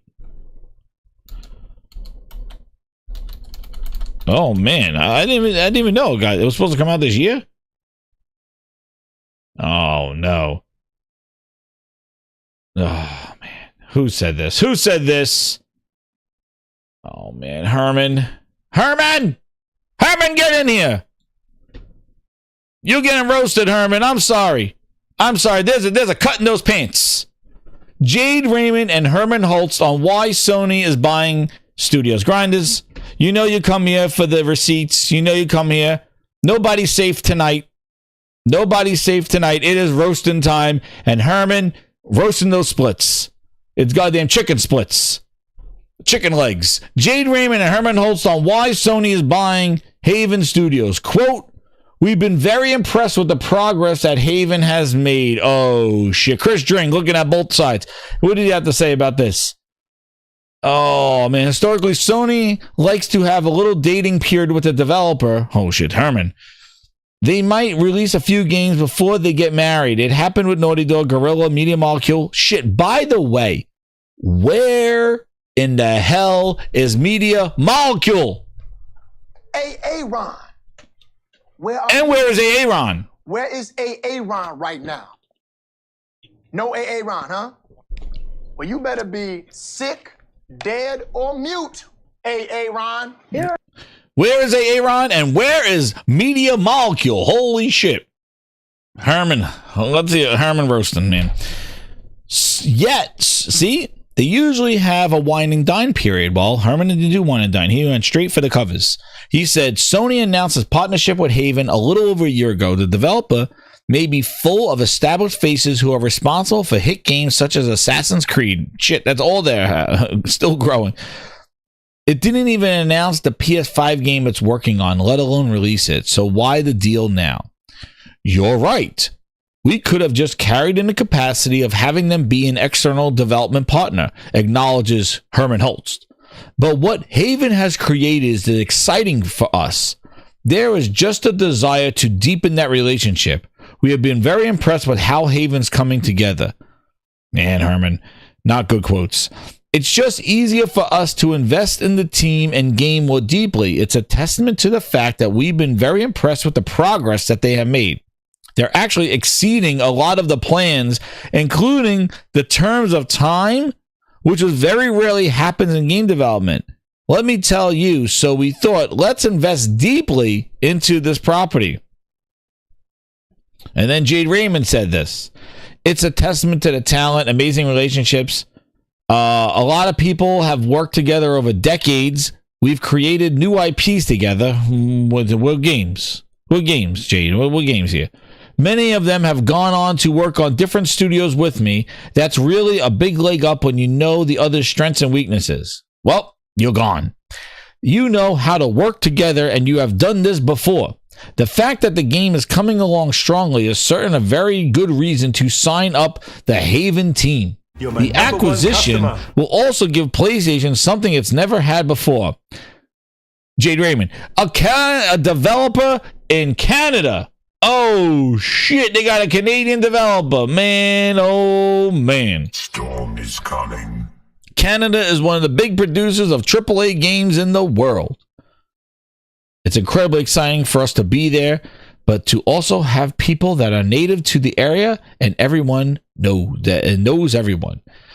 Oh, here goes Herman Holtz. He's a Canadian now. He goes, I've seen the caliber of people that Haven has been able to attract. We are finally in Canada. We're finally in Quebec. We've hit the ground running with a team. Dude.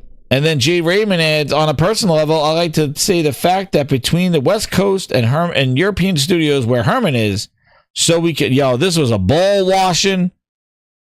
It is a ball washing fiesta right here, man. Oh, man. And then here you go. See, Raymond used to work organizations. She spent most of her career at Ubisoft, EA, and Google. So people are saying in the chat that she have done this. She did this before. So what does she find these studios, like make sure that they're ready to go and then leaves them? I don't know, man. Quote, this acquisition is what I would have ultimately hoped for in my dreams. You talked about a dating period and then getting married, but we have a year of dating where we work closely with Connie Booth and Herman and all the teams at Sony. We've got to see that they have to offer and work. The Haven team continues to feel like it's best experience, so it sounds like they're going ahead with fair games with these two co-leaders, and she just left. Maybe they let her go. I don't know. Maybe they said, Jade, under you, this is not moving along the way we needed to, so forget about the whining and dining. We're just going to have these two people take this game and go with it. I don't know. But she's all about here. Her desires are working on games. Sony isn't asking me to change my role. Things are remaining the same to me, and I get to focus on creating a new IP with the team that I love. This is the ideal outcome. And then Herman in the ball washing ceremony here says, we want the team to be fiercely autonomous from a creative perspective. No more Herman, no hands off ass first. Ask Booty how that goes. I know from experience that leads to the best possible games. We want the culture that she nurtured, which is all about creating really positive and very fun connections between people. You hear all the bull. Show us the friggin' game. See all this ball washing shit? This is when you knew things weren't right. This is when Sony fucked around and finds out. This is where it happens. You gon' learn the hard way. Hit greenness, better watch out when you fly too close to the sun. Just ask Phil, he got permanent tan lines on his ass. You start off with this ball washing shit here. Oh, shit, look. And know what's so funny? It's about her. It's about her. It's about Jade Raymond. It's about her. But she's gone. Herman ball washing. We want a culture that she nurtured, which is all about creating positivity and fun connections. We want to carry on. Blah, blah, blah, blah, blah, blah, blah, blah, blah. We are taking away the distractions so they can optimize that creative independence. Haven acquisition will continue Sony's investment in live service and multiplayer games. Although the company has made numerous online games before, it's best known to blah, blah, blah, blah. And so on. Jadeness the first says, what are we doing here? Exactly. Let's get to the super chats. We got Easy Tone with the 20. He goes, key phrase in the article, created to make reoccurring revenue. It has to start with the game. Minecraft isn't an obvious cash cow till it happened. Fortnite was an accident. Helldivers wasn't expected. Game first always. Amen, easy tone. Do you see? Because all this Herman and Jadeness, they're still talking. They're still talking. Look at this. I don't even want to read anymore. They're still talking. No game. But here you go. Here you go. Look at this son of a bitch. Herman! Herman! Herman! Dude! Herman, enough with this live service shit! AT better move over. Put it in the hole! With Xbox! Xbox says make some room. It's coming. Bury live service in the ET hole.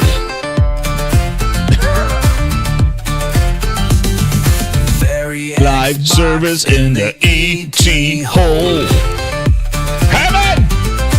Stop it! Herman, stop it! Stop. Somebody stop the madness. Stop the madness. Yo, Hitoki Niz, man, and you friggin' oh man, dude, dude, let them. You know what? Let them. Listen, I'm gonna tell you something, grinders. It is fun watching this shit, but I'm gonna tell you this whole stuff and them saying about console sales and MAUs. Listen, I wanted to say something on that too.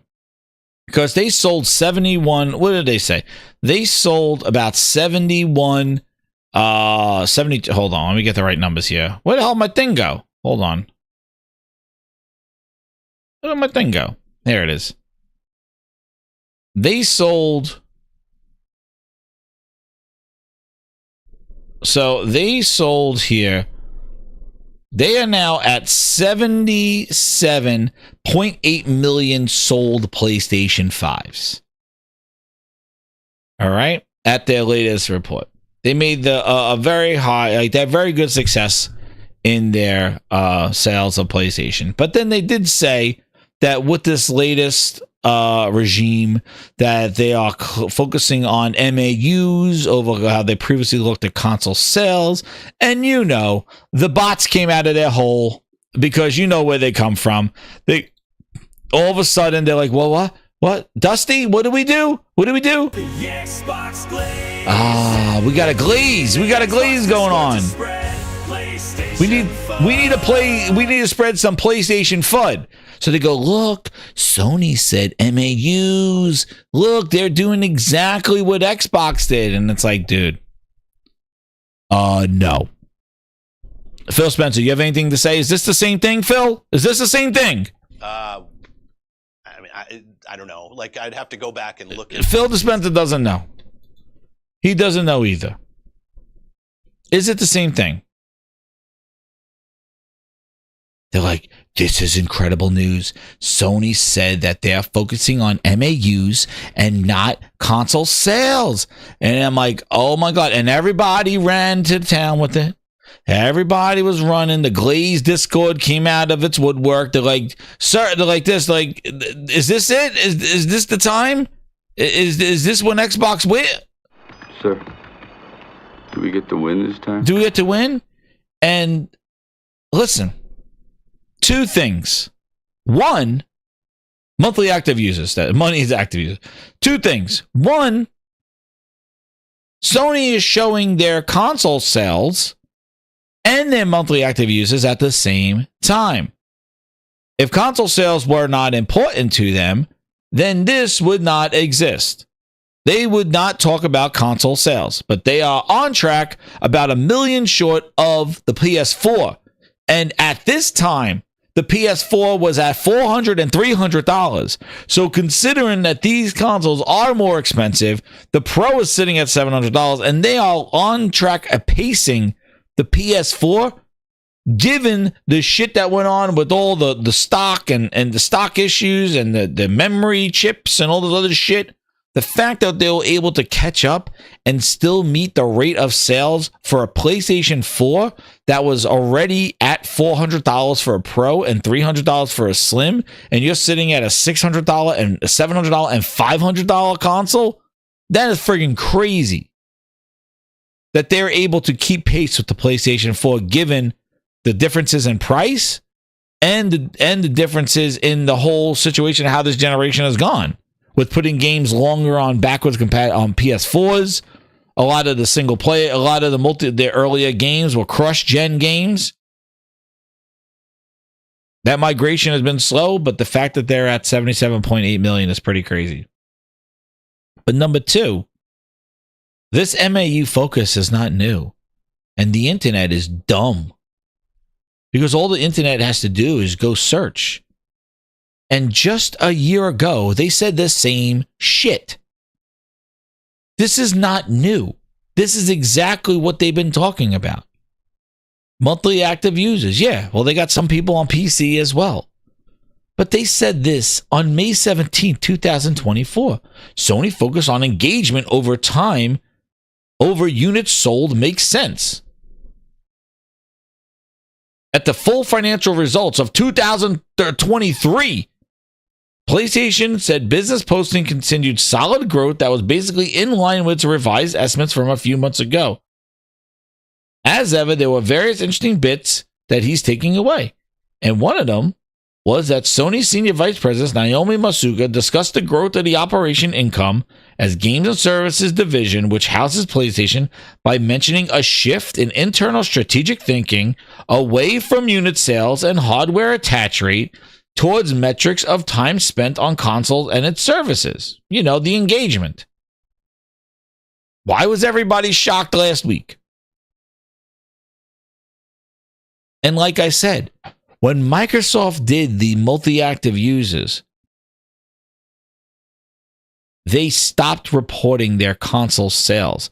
And in addition, they counted everybody who was engaging on PlayStation, mobile, Samsung TVs, all this shit.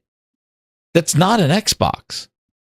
And actually, Sony reporting MAUs, yes, they are reporting some PC profiles, but a majority of that is PlayStation. They're not pulling in Panda Pop and Candy Crush on mobile phones. Majority of them are PlayStation users.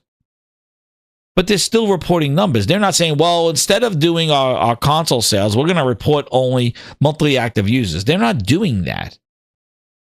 Microsoft said that in lieu of not telling you how we suck in console sales because we're at like 30 million or some shit like that, maybe.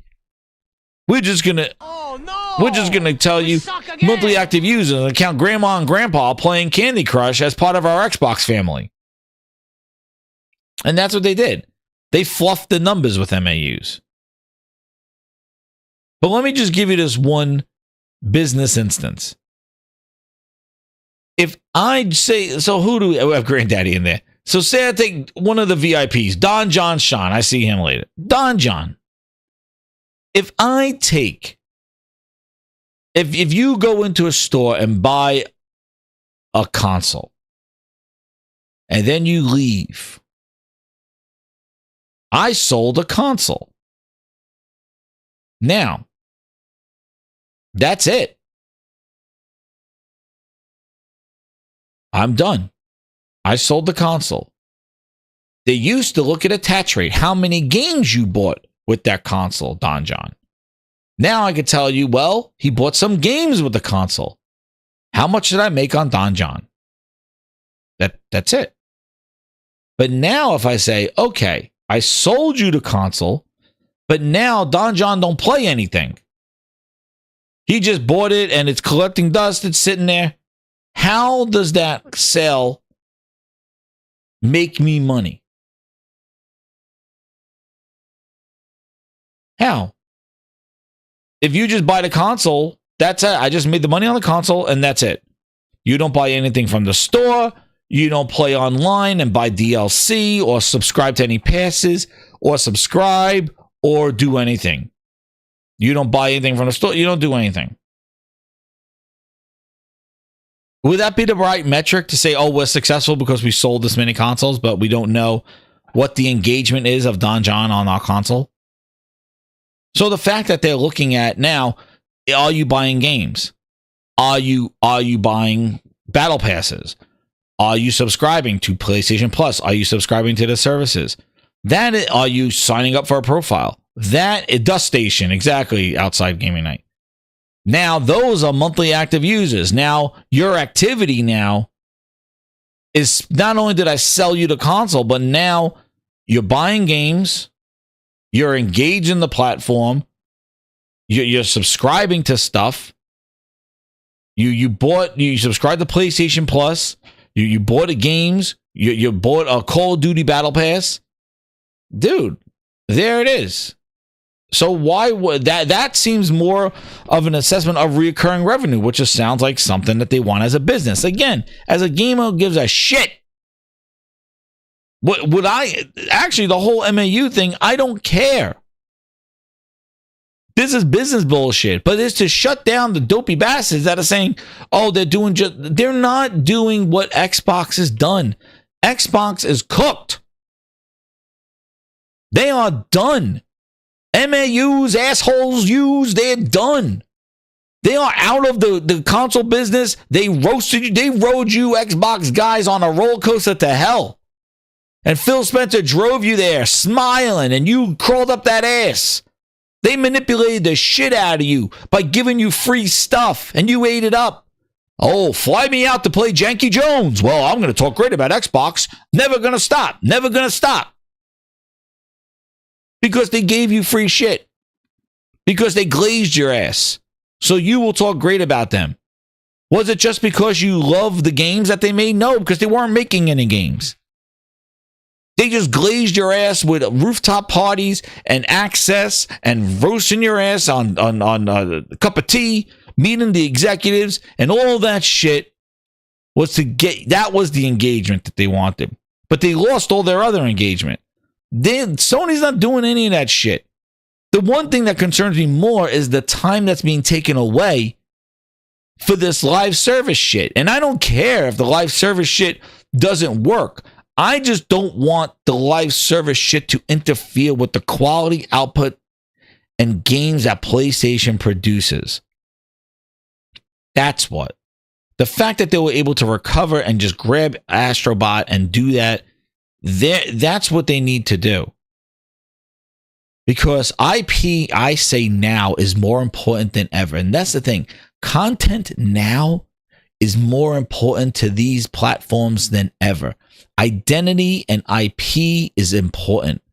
That's why you could roast the shit out of Nintendo as much as you can. You throw that Switch off a rooftop.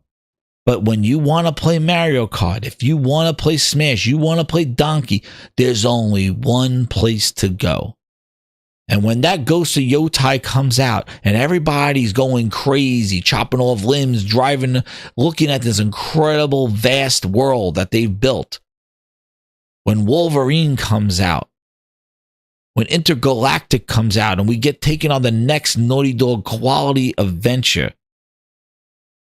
When Death Stranding 2 comes out, where are you going to be?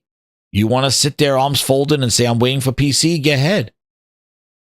But you're not going to be in the know. You're not going to be with everybody else, and that FOMO going to burn.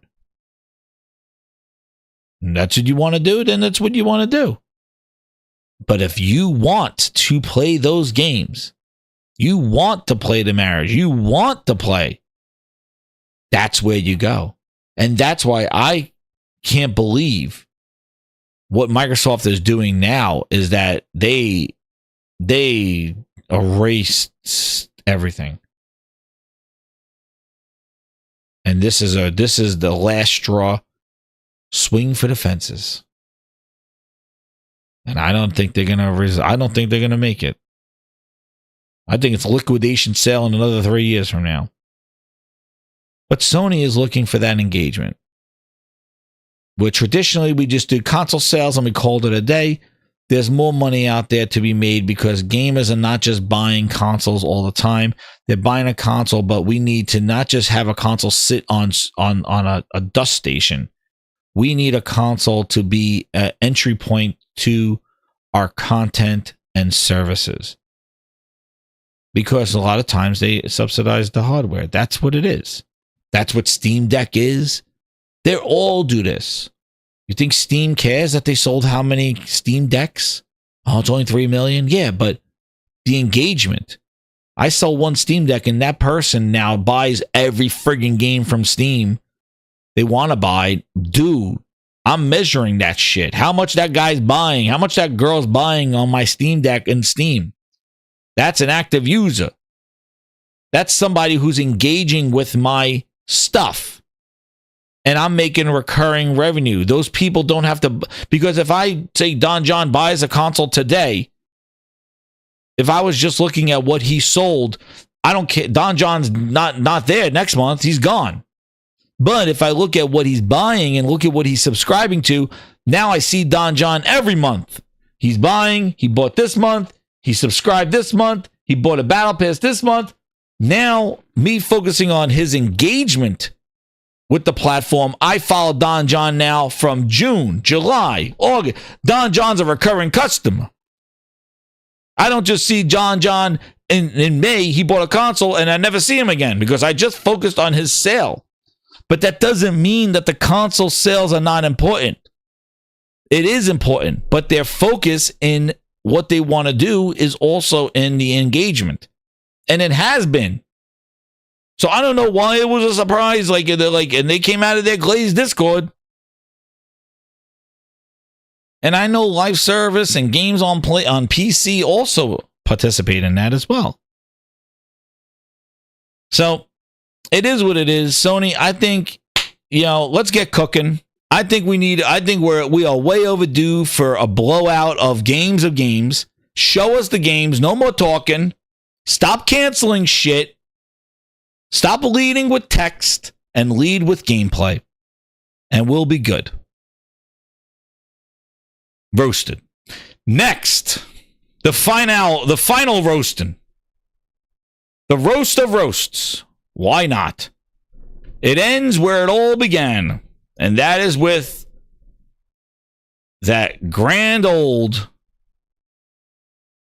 Xbox glaze. It's going to end. The Xbox glaze and the glaze. It's getting hot in here. Grind this. It's getting hot in here. First, Xbox glazed. We're going down all the Microsoft news. There you go. Microsoft at Build conference talking about AI. Well, they got another employee standing up protesting Microsoft's cloud and AI contracts with Israel and sent an email to thousands of Microsoft employees after being escorted out of the keynote. There you go. They hate the company that they work for, especially after Microsoft laid off a whole bunch of people last week after they announced their financials, which I haven't seen too many of the gaming stuff. I don't know if you seen how much. Kevin George, you don't care about Xbox right now. You should, because look at the coverage of its retail store. Look at this. Here is Danny, and today, so I am in the Media Markt. There is tons of PlayStation, a bunch of Nintendo. Where's Xbox? More PlayStation, but then, if you come here, this is the entire Xbox section. Barely any games. Wow. For 6 years, That's so sad. I taught you how to go for the W. You could have been one of the greats. And now look at yourself. You're not even a has-been. You're a never was. Oh, man. Here is Danny, and today, so I am in the Media Markt. There is tons of PlayStation, a bunch of Nintendo, more PlayStation, but then, if you come here, this is the entire Xbox section.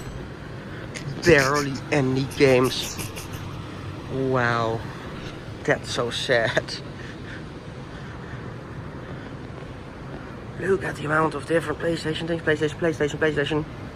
And those are the games. 10 out of 10. Here's Danny of the day. So I am in. Oh man, there's the GOAT. That's right, Kevin George is the GOAT. Oh man, Bill Spencer knows what he's doing.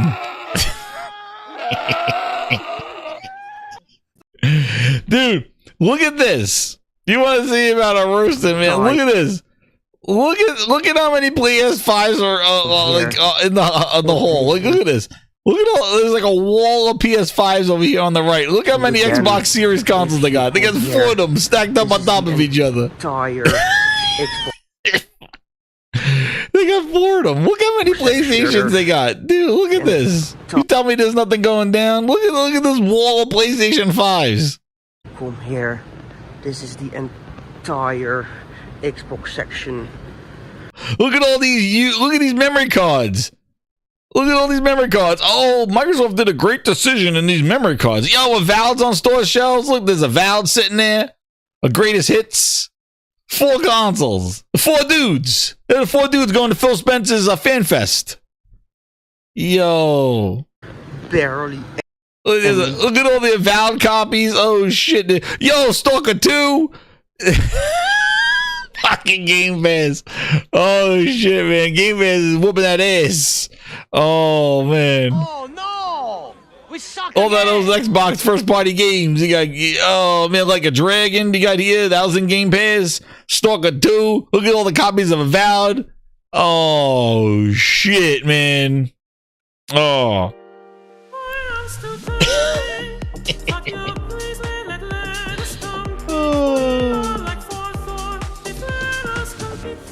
Oh man. Games. Wow. That's so sad. Yeah, what is that, MAU? Oh my goodness. Oh my goodness. But yeah, that is definitely. Oh shit, the GOAT's back. Oh man, Xbox. So let me tell you a story too. Lucci says, check my DMs. All right, I'll check them. Let me tell you a story. So I was in GameStop, right? You want to hear something crazy? Person told me that in December, they didn't even see an Xbox shipped to them to restock at all. They worked over at 2 different stores, and they said that in GameStop, they said, I was like, well, wait, but what about if you sell the console, don't they restock it? She says they weren't shipping consoles to the stores at all. And a couple of GameStops that she worked at. And because she was telling me how they're going to change the storefronts. So they're taking GameStop, they're taking Xbox and putting it in the back, putting PlayStation in the middle and Switch 2 in the front. And Xbox is going to the back of the store. Back of the store. And they don't have any stock. Like the stock of the console and the price. Now that this was before the price. Now the price is so high. Nobody, like, it's ridiculous. And there was no warning. They just got that announcement. These retail stores just got. I was like, so how did you find out? She's like, I just found out. Walked right in the store and they said, yeah, everything's this much price, like this high, and we had to change all the prices of our trade-ins because we're not losing that money. It's crazy. That price increase, dude. They are back in the bus, Xbox. That's right.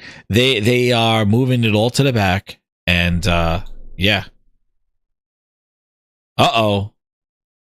What is Lucci has some breaking Dusty Bin article. What is this? Oh no, not like this. What does Dusty Bin want? What is he doing? What is what is that? I thought we done with Xbox Cookie Monster. Oh no. Welcome to the VIPs, Maj. Welcome. Enjoy. Thank you so much. Welcome to the VIPs. Use those emojis. Oh no. What is Dusty Bin doing? What has Dusty Bin doing now? Hold on, I gotta fix this. Lucci got me some Dusty Bin news. Oh man, now we're talking mobile, dude. If you didn't watch the show on Friday, dude, Friday, True Virgil, I just talked about it, man. Stop, take the balls out of your mouth. open your ears and go watch the show about an hour ago. We just talked about shitty-ass Jade Raymond. I don't know why you choose to goggle the nuts during my show. You got to pay attention. Well, now you get the news. Here you go. Where are you? Can you goggle my balls? There you go. True version. Please goggle after the show. This is the remix. After. Don't goggle during the show. An exciting life. Pay attention. Breakfast to go. You're gonna love my nuts. Watch this. You can do everything. Please. I don't know why you can't hold off. It's only a few hours. There's plenty of time for goggling. Phil will wait. Phil could wait for the goggling. All right? I just talked about Jade Raymond. You come in here and ask me about Jade Raymond. Jesus. I can go directly to Black Nuts. Fucking ball polishing during my show. She's gone. She's gone. She's gone. What are you going to do? Cry about it? She left. She is the Moth Woman. Phil Harrison with the wig. Marge with the one VIP paying it forward. Thank you. Full Sweat Tryhard got it. Thank you so much, Marge. I appreciate it. Welcome to the Grindhouse, and thank you for giving the gifted member out. Paying it forward. Now, let's see what Dusty Bin's talking about. Because if you listen to my show on Friday, we got the news that Call of Duty Mobile is being nixed. They're not adding any more content to it. And the whole $80 billion to be in mobile, Phil says no.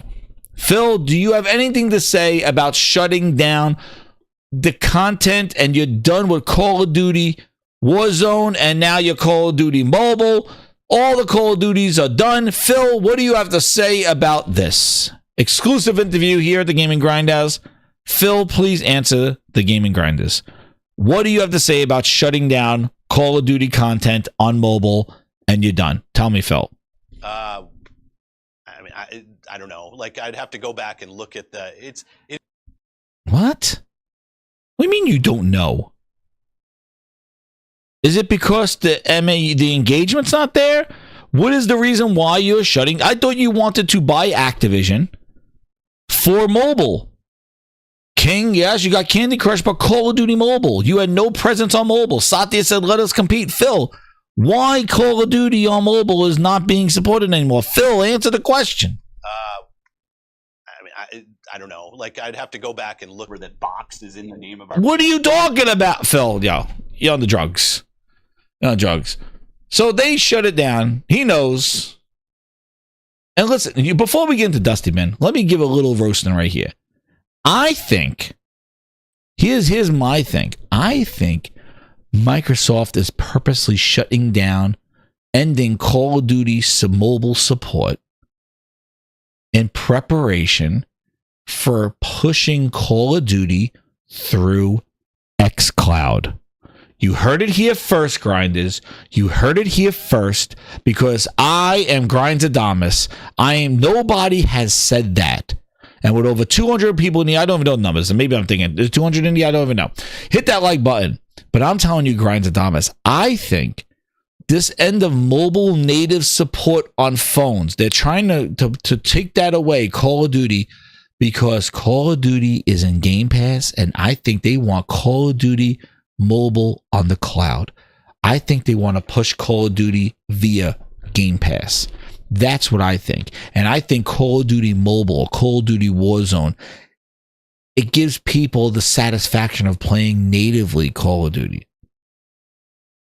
And they don't want that. They want cloud Call of Duty. And I think the reason why they're making sure is they are giving people choice, like Phil says. Indie's the best Xbox exclusive in years. Black Ops 6 Day 1 Game Pass. Black Ops 6. It's a choice, right? A choice. Yeah, most people in this room have probably been used to spending $60-$70 on it every year. Now, if they're already subscribing to Game Pass, and good to go. But it's a choice. It's a choice. Grindadamus hit rate is pretty damn accurate. 100%, maybe 99. But I think They want you to consume Call of Duty via xCloud. And therefore, they'd only have to make one Call of Duty. That's the one Call of Duty that just works everywhere.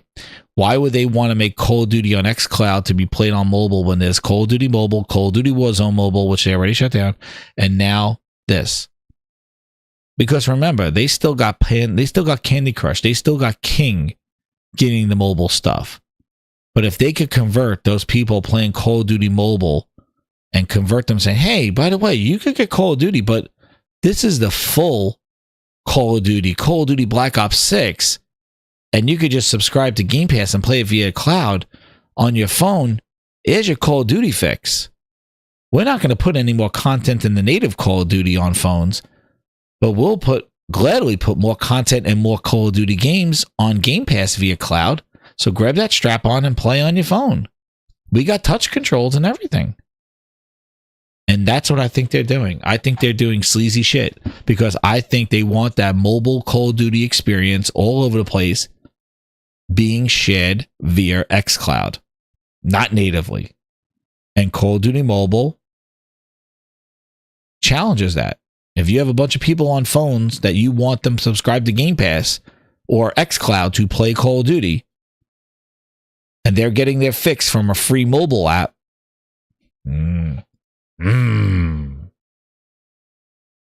they don't care about latency. They don't give a shit. They just want that subscription. And I bet you they're trying to do this.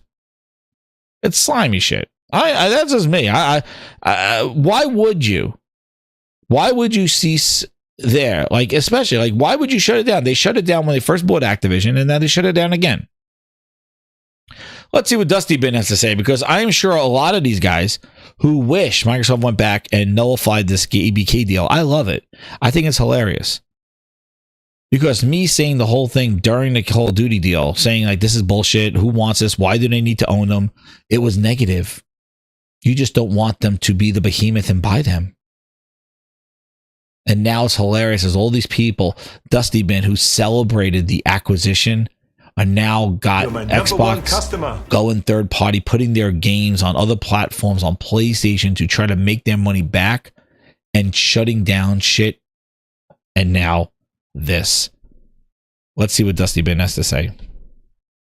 The logic really started from how do we gain more capability on mobile, both creatively as well as having users. The real strategy is we need to get relevant on mobile, and it turns out that Activision Blizzard is the largest mobile publisher outside of China.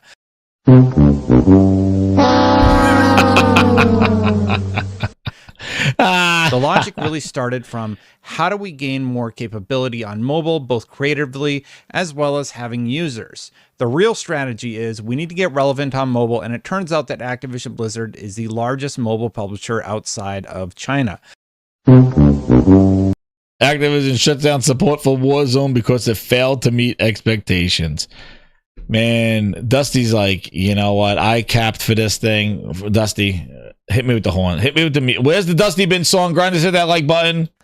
Dusty Bin said, why did he leave? A yen to cap for Xbox and big glaze. And now he is out buying PS5 Pro. Oh yeah. Time to make the cookies.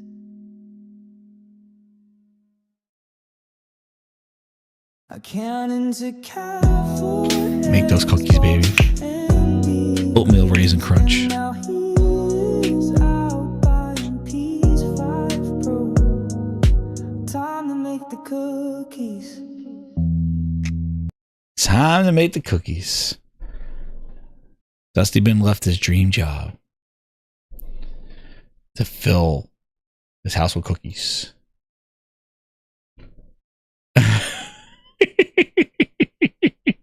Time to make the cookies. He done, man. Yo, I told you, they took these dudes for a ride, man. They rode their ass all the way to Flavortown. They went, Phil said, I'm going to tell you what I didn't tell you. I'm going to show you what I didn't show you. You're going to love what I'm not going to show you. Oh, man. And they glazed Dusty Bin so much that he left his dream job. And now he's sitting there going, My God. I am never going to financially recover from that. never. No, that's it. Time to make the cookies. Time to make the cookies. Easy Tone with the 5. He goes, Phil the Grim Reaper Spencer's back at it again. He started small by killing Scalebound, then Halo, then Arcane, then Xbox. Oh, and then Tango Gameworks too. Easy Tone, and then Call of Duty. That's right. That's right, man. Phil the Axeman Spencer. He does not like game studios, and he doesn't like grass or trees. He kills them all. But yeah, man. Poor Dusty Bin. Time to make the cookies. He's done. He cooked. They want all that glaze. And, oh, yeah, we want all mobile. We need a presence. Let us compete. All this shit. And they go turn it down. Dude, please. Please. And now I see them. Look at this. You want to eat? And then here we go. And then get ready. Oh, man. Look at this. Look at this. Is this the booty tax? I don't know, but they're getting roasted out the roasted. Dude, Doom. Doom. They have lukewarm opening. Doom the Dark Ages failed to get any real bump on Steam over the weekend. Its highest peak managing 31,470 on Saturday, just 600 more than the previous launch day.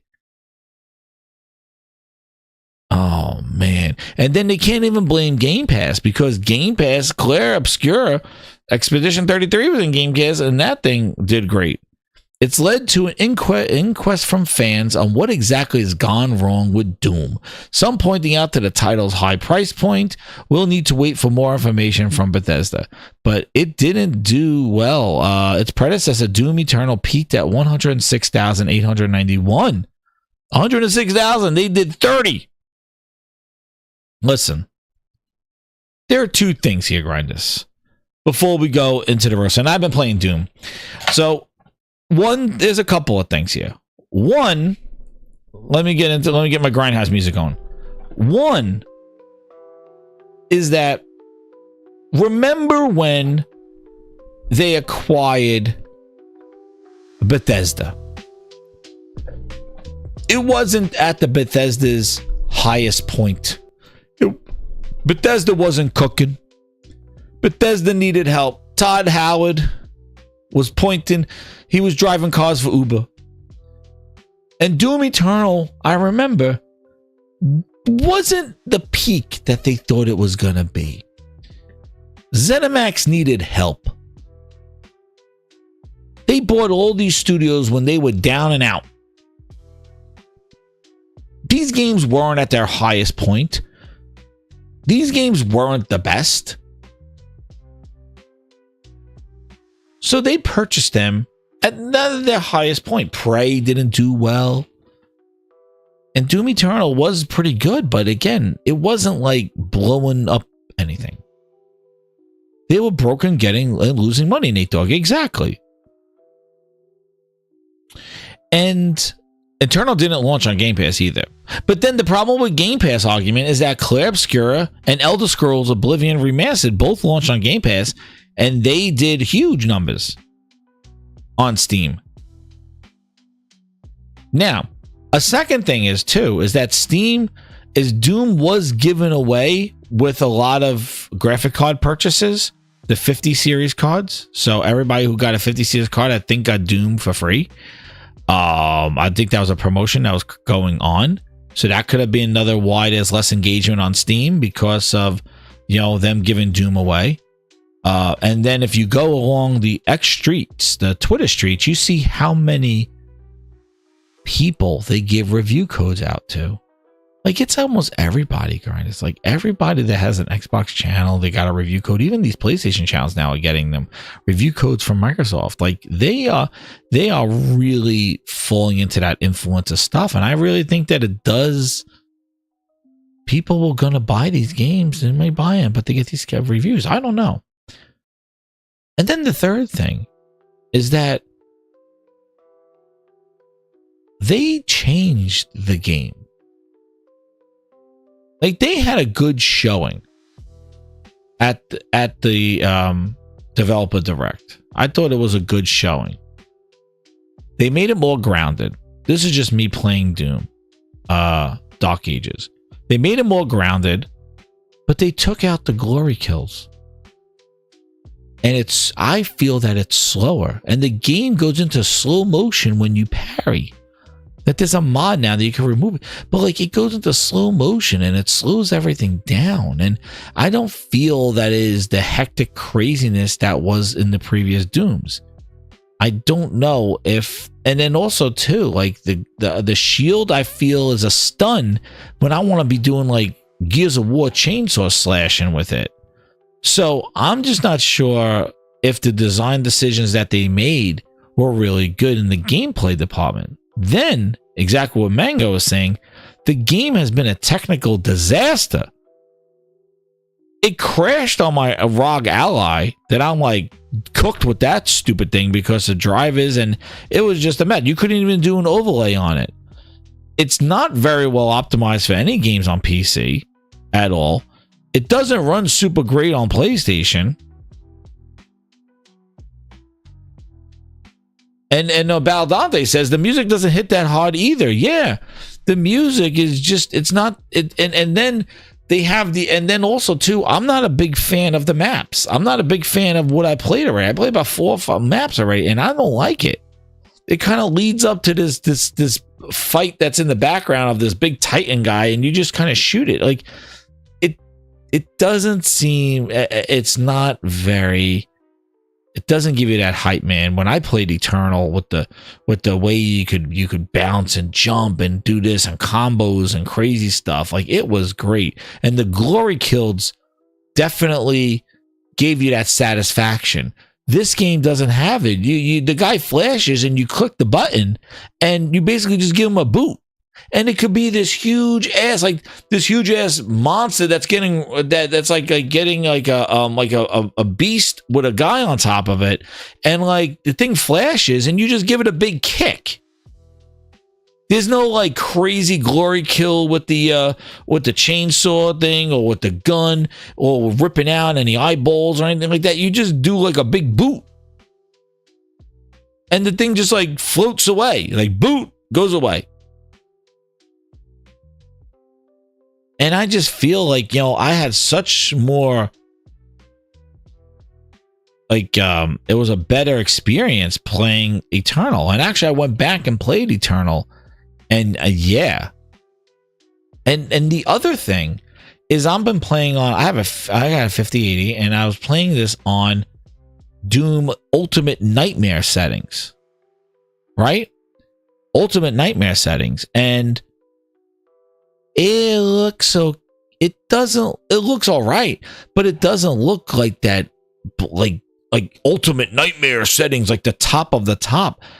It looks okay, but it's nothing that's an incredible looking like graphical showpiece running at this well optimized frame rate, and it looks incredible. Like, it looks good, but doesn't look as crazy as you would think by going to your settings where it says like Ultimate Nightmare. I'm like, oh shit, this is gonna be crazy. And ray tracing you can't disable, and they're adding path tracing later on. And the next update, path tracing coming later. It's like, what? Like, this game really is an example of frame gen.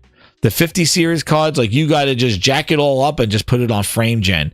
Without it, the game, it's not functioning very well. Phil Ness of the Dark Ages, the big boot they give him.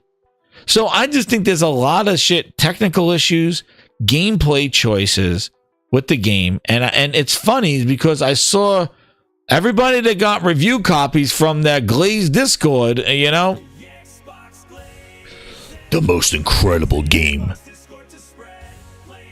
The most incredible experience I've ever had. This is the best game I've ever played. And it's like, yeah, hold your roll, dude, because I don't think so.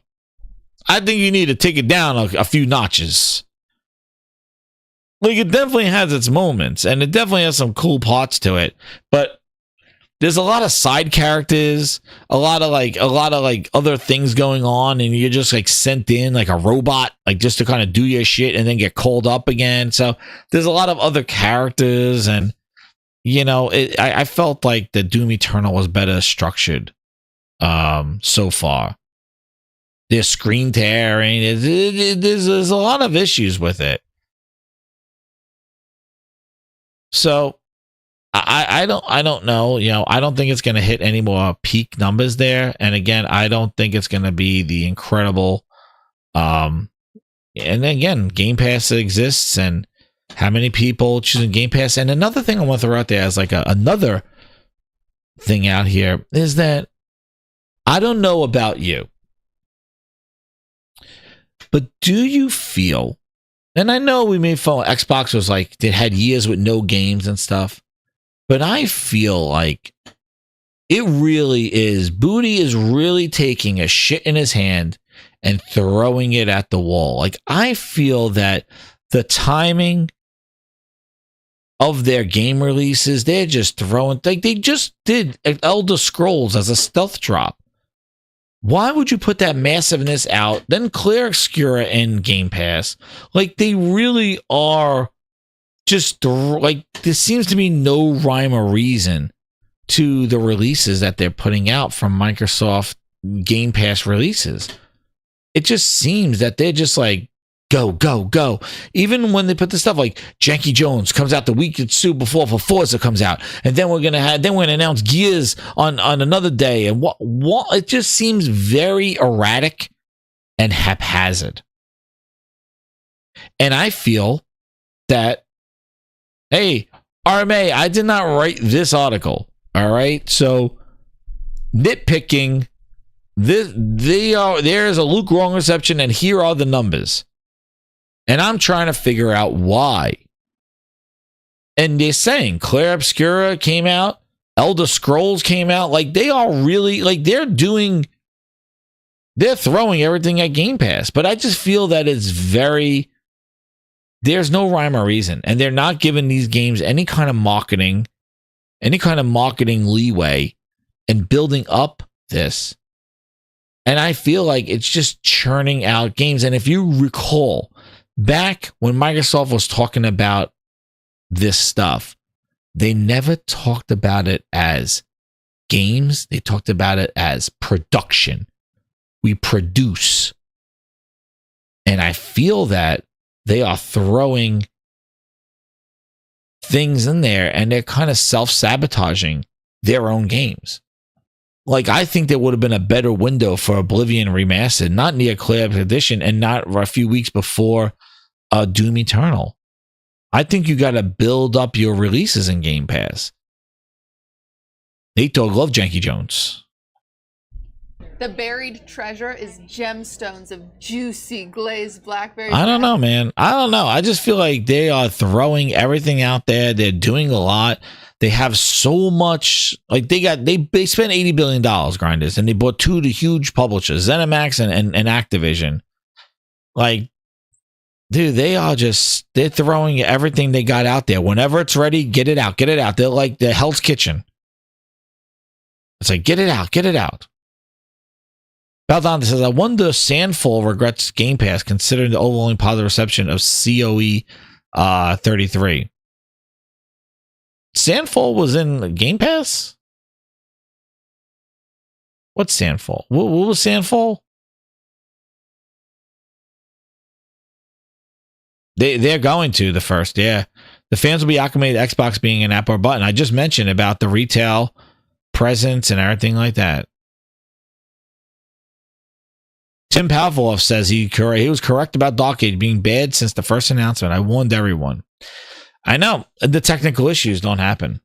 Yeah, they just money hatted it, Kevin Play. But yeah, that was a great get for Game Pass. But like then to kind of say, hey, Elder Scrolls Oblivion Remastered, let's just stealth drop that.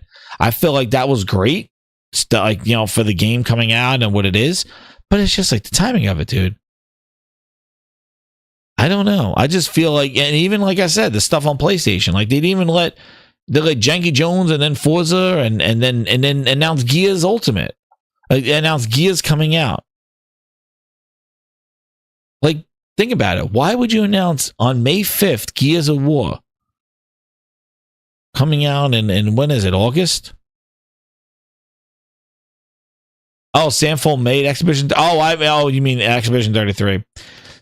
You never know. But see, that's about Dante. That is the perfect point of why people don't, why developers may not do Game Pass. Because, see, they maybe they would have gotten a lot of sales over there, but they made the deal up front, I am sure, with Game Pass, and they put it in Game Pass. So whatever they got from it, they got from it. Now, I think it's probably a good bet, though, because I don't think a lot of people on Xbox are buying the games. And I don't think it has that install base that really justifies. I think getting paid from Xbox is probably the best bet they can do, because I don't think they're going to get those game sales. And that guarantees them money from Xbox. That's all I can think, because I don't think they're buying games anymore. But I'm just saying that there's so many great games, and this is what I mean. When you put your games out everywhere, Doom's everywhere, and this is like, you know, when you put your games out everywhere, everything's competition. You know, if Doom was an exclusive, you know, you could push more of it and stuff like that. But Doom's sitting on store shelves right next to other games, and now everybody's competitive, and it's a lot of stuff coming out this year. But you know, let them do what they're gonna do. But I just feel that, you know, and not to say like, oh, they're messing up, but I just think maybe they are. They're throwing too much. I don't know. And it's not bad. Like, you know, it's great that they're putting out the games, because they needed to do this. This is the shit they should have done 5 years ago. So I'm not going to complain that they're putting out too many games, but I just feel like I don't think there's any kind of organization to it, and they may be just throwing too much, that these games can't see the player counts, or the game is just not that great. And I think the technical issues too. So I don't know.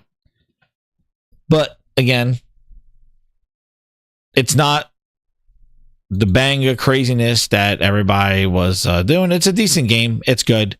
I like it, but I definitely don't like the decisions that they made in it.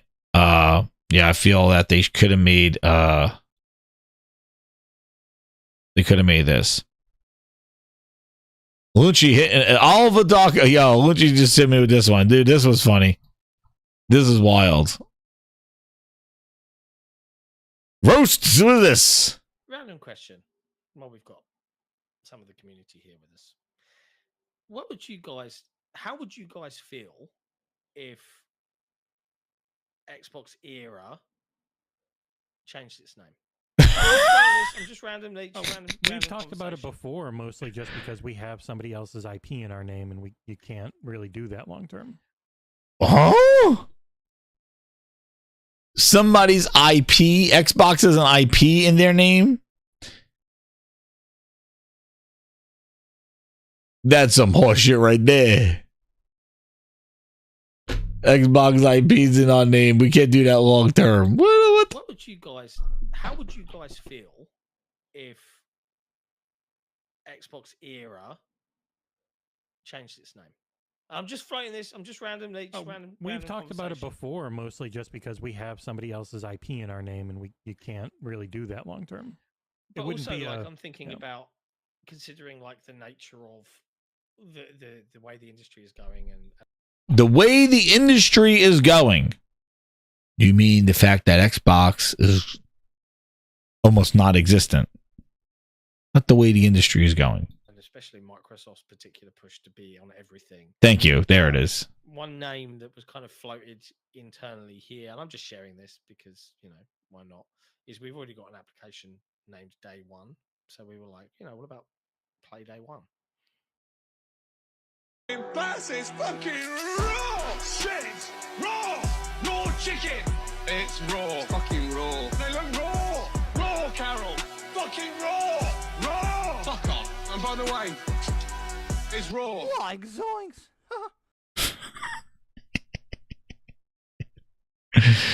We can change their names in the Glaze Discord. What about that? Because it kind of covers anything and everything. And yet it's still using a kind of like, you know, and we'd still all be us. Be the same content, just slightly different. And Nick would still focus on Nintendo. The rest of us would still mostly use Xbox and PC. Yeah. Just, Dude. Times are changing. Changes. Turn and face the strange. Yeah. The industry's changing. Listen, do what you may, but Xbox did this to you. This is what I don't get. Especially the content creators. The roller coaster of a ride that they took you on. And you want to support them still, man. They've glazed you guys so bad. It's coming. Wait to E3. Here come the games. Oh, we're in court now. We're going to buy these games. Oh, now we're going to put them just for games, guys. Go out there. Tell your fans. Tell you it's just for games. It's not an indication that anything is coming. Look at me. Look at my eyes. It's just for games. Nothing else. The games that we want sequels to. Games we want to grow. Janky Jones. Later that year. Gears. Later that. Forza. Like, yo, what the fuck? What are we talking about here? They glaze their shit out of you. They got Paris talking about the pitchforks and they're not gonna put it out there. Now they're putting it. Listen. They manipulated the shit out of their fan base. That now they have people create careers, create channels dedicated to the hopes and dreams that this thing was going to come back, and Phil believed in, and you believed in what Phil said. And now they leave you guys all to dry. That's it. Now you deal with the name change. You deal with your audience that you're programmed to talk to about because you believed in Phil Spencer. Dude.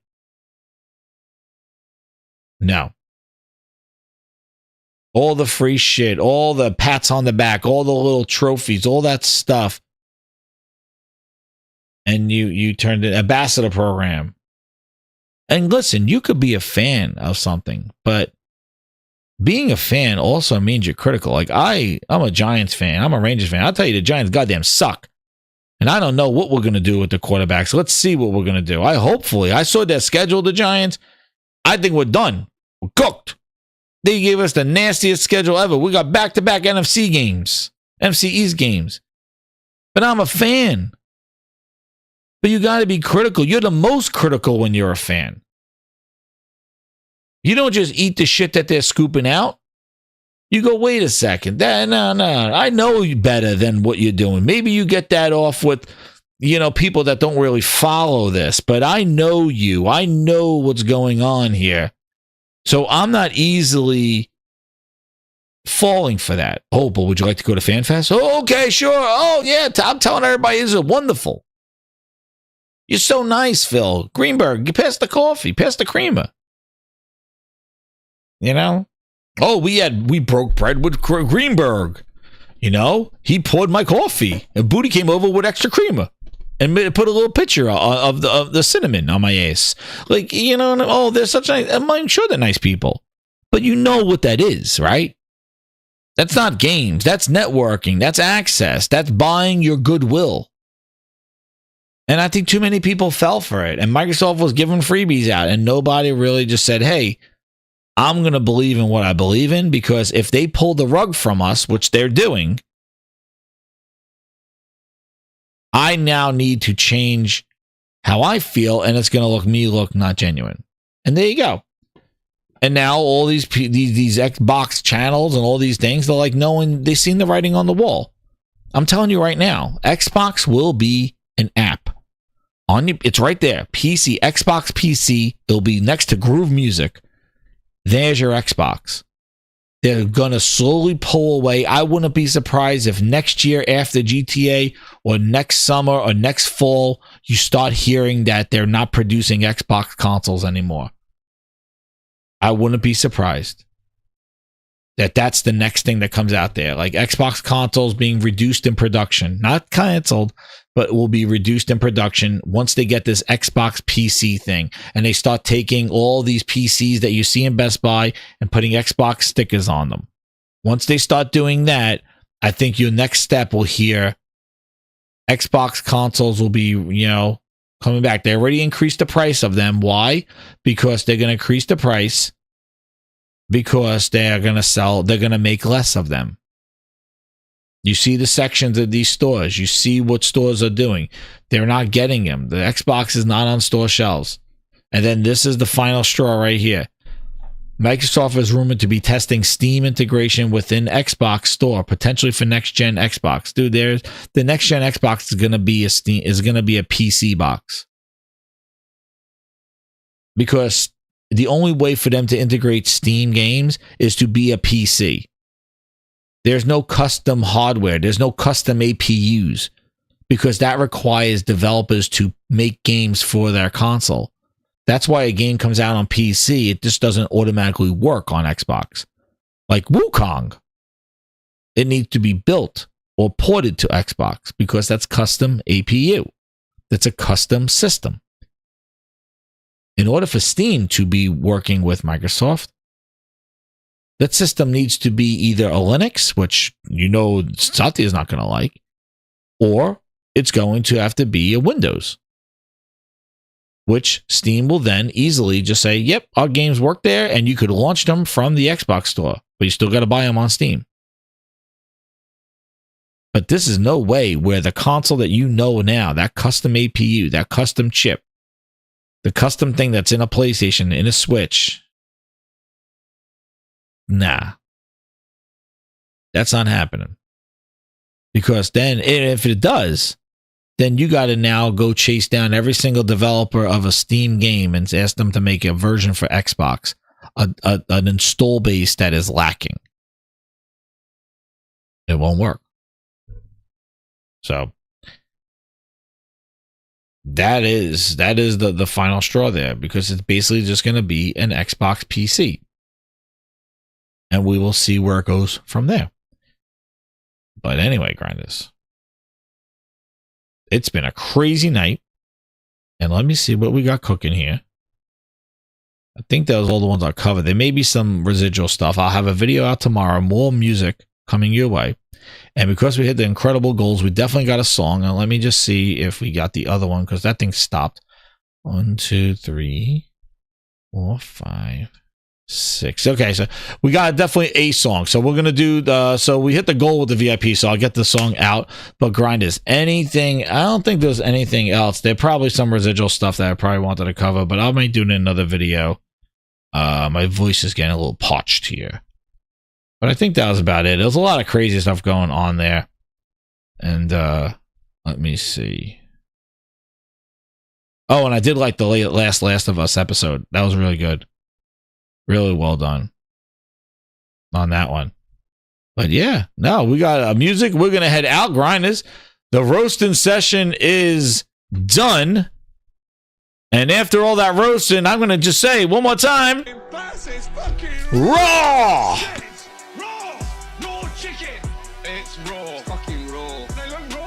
They all need to wake up. It's raw. So grinders, hit that like button. Subscribe if you're new. Let's get those subscribers, man. If you're listening, you like the show, hit that subscribe button. Then you may get a VIP too. And you can listen to get the show and music. Please hit that subscribe button. Join the Gaming Grindhouse. It's fun gamer entertainment here. And we have a grand old time with some music, news, roastings, comedy, skits, and so much more. So grinders, hit that like button, become a subscriber if you're new, and let's listen to the new song for the Ultimate VIPs called Xbox Tax Apocalypse. Take it away! All three companies were roasted and need to do better, but Xbox, here's your song.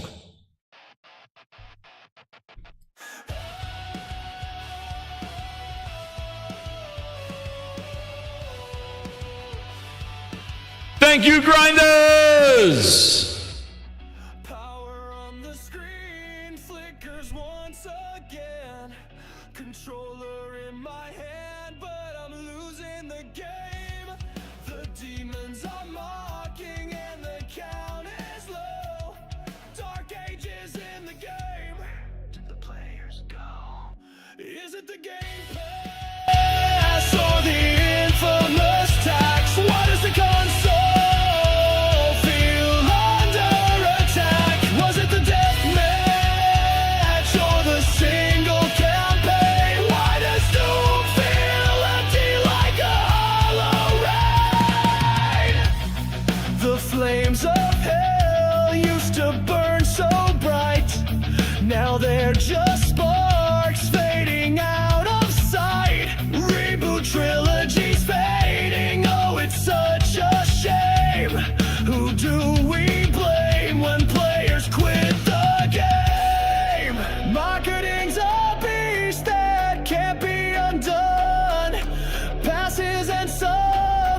reaching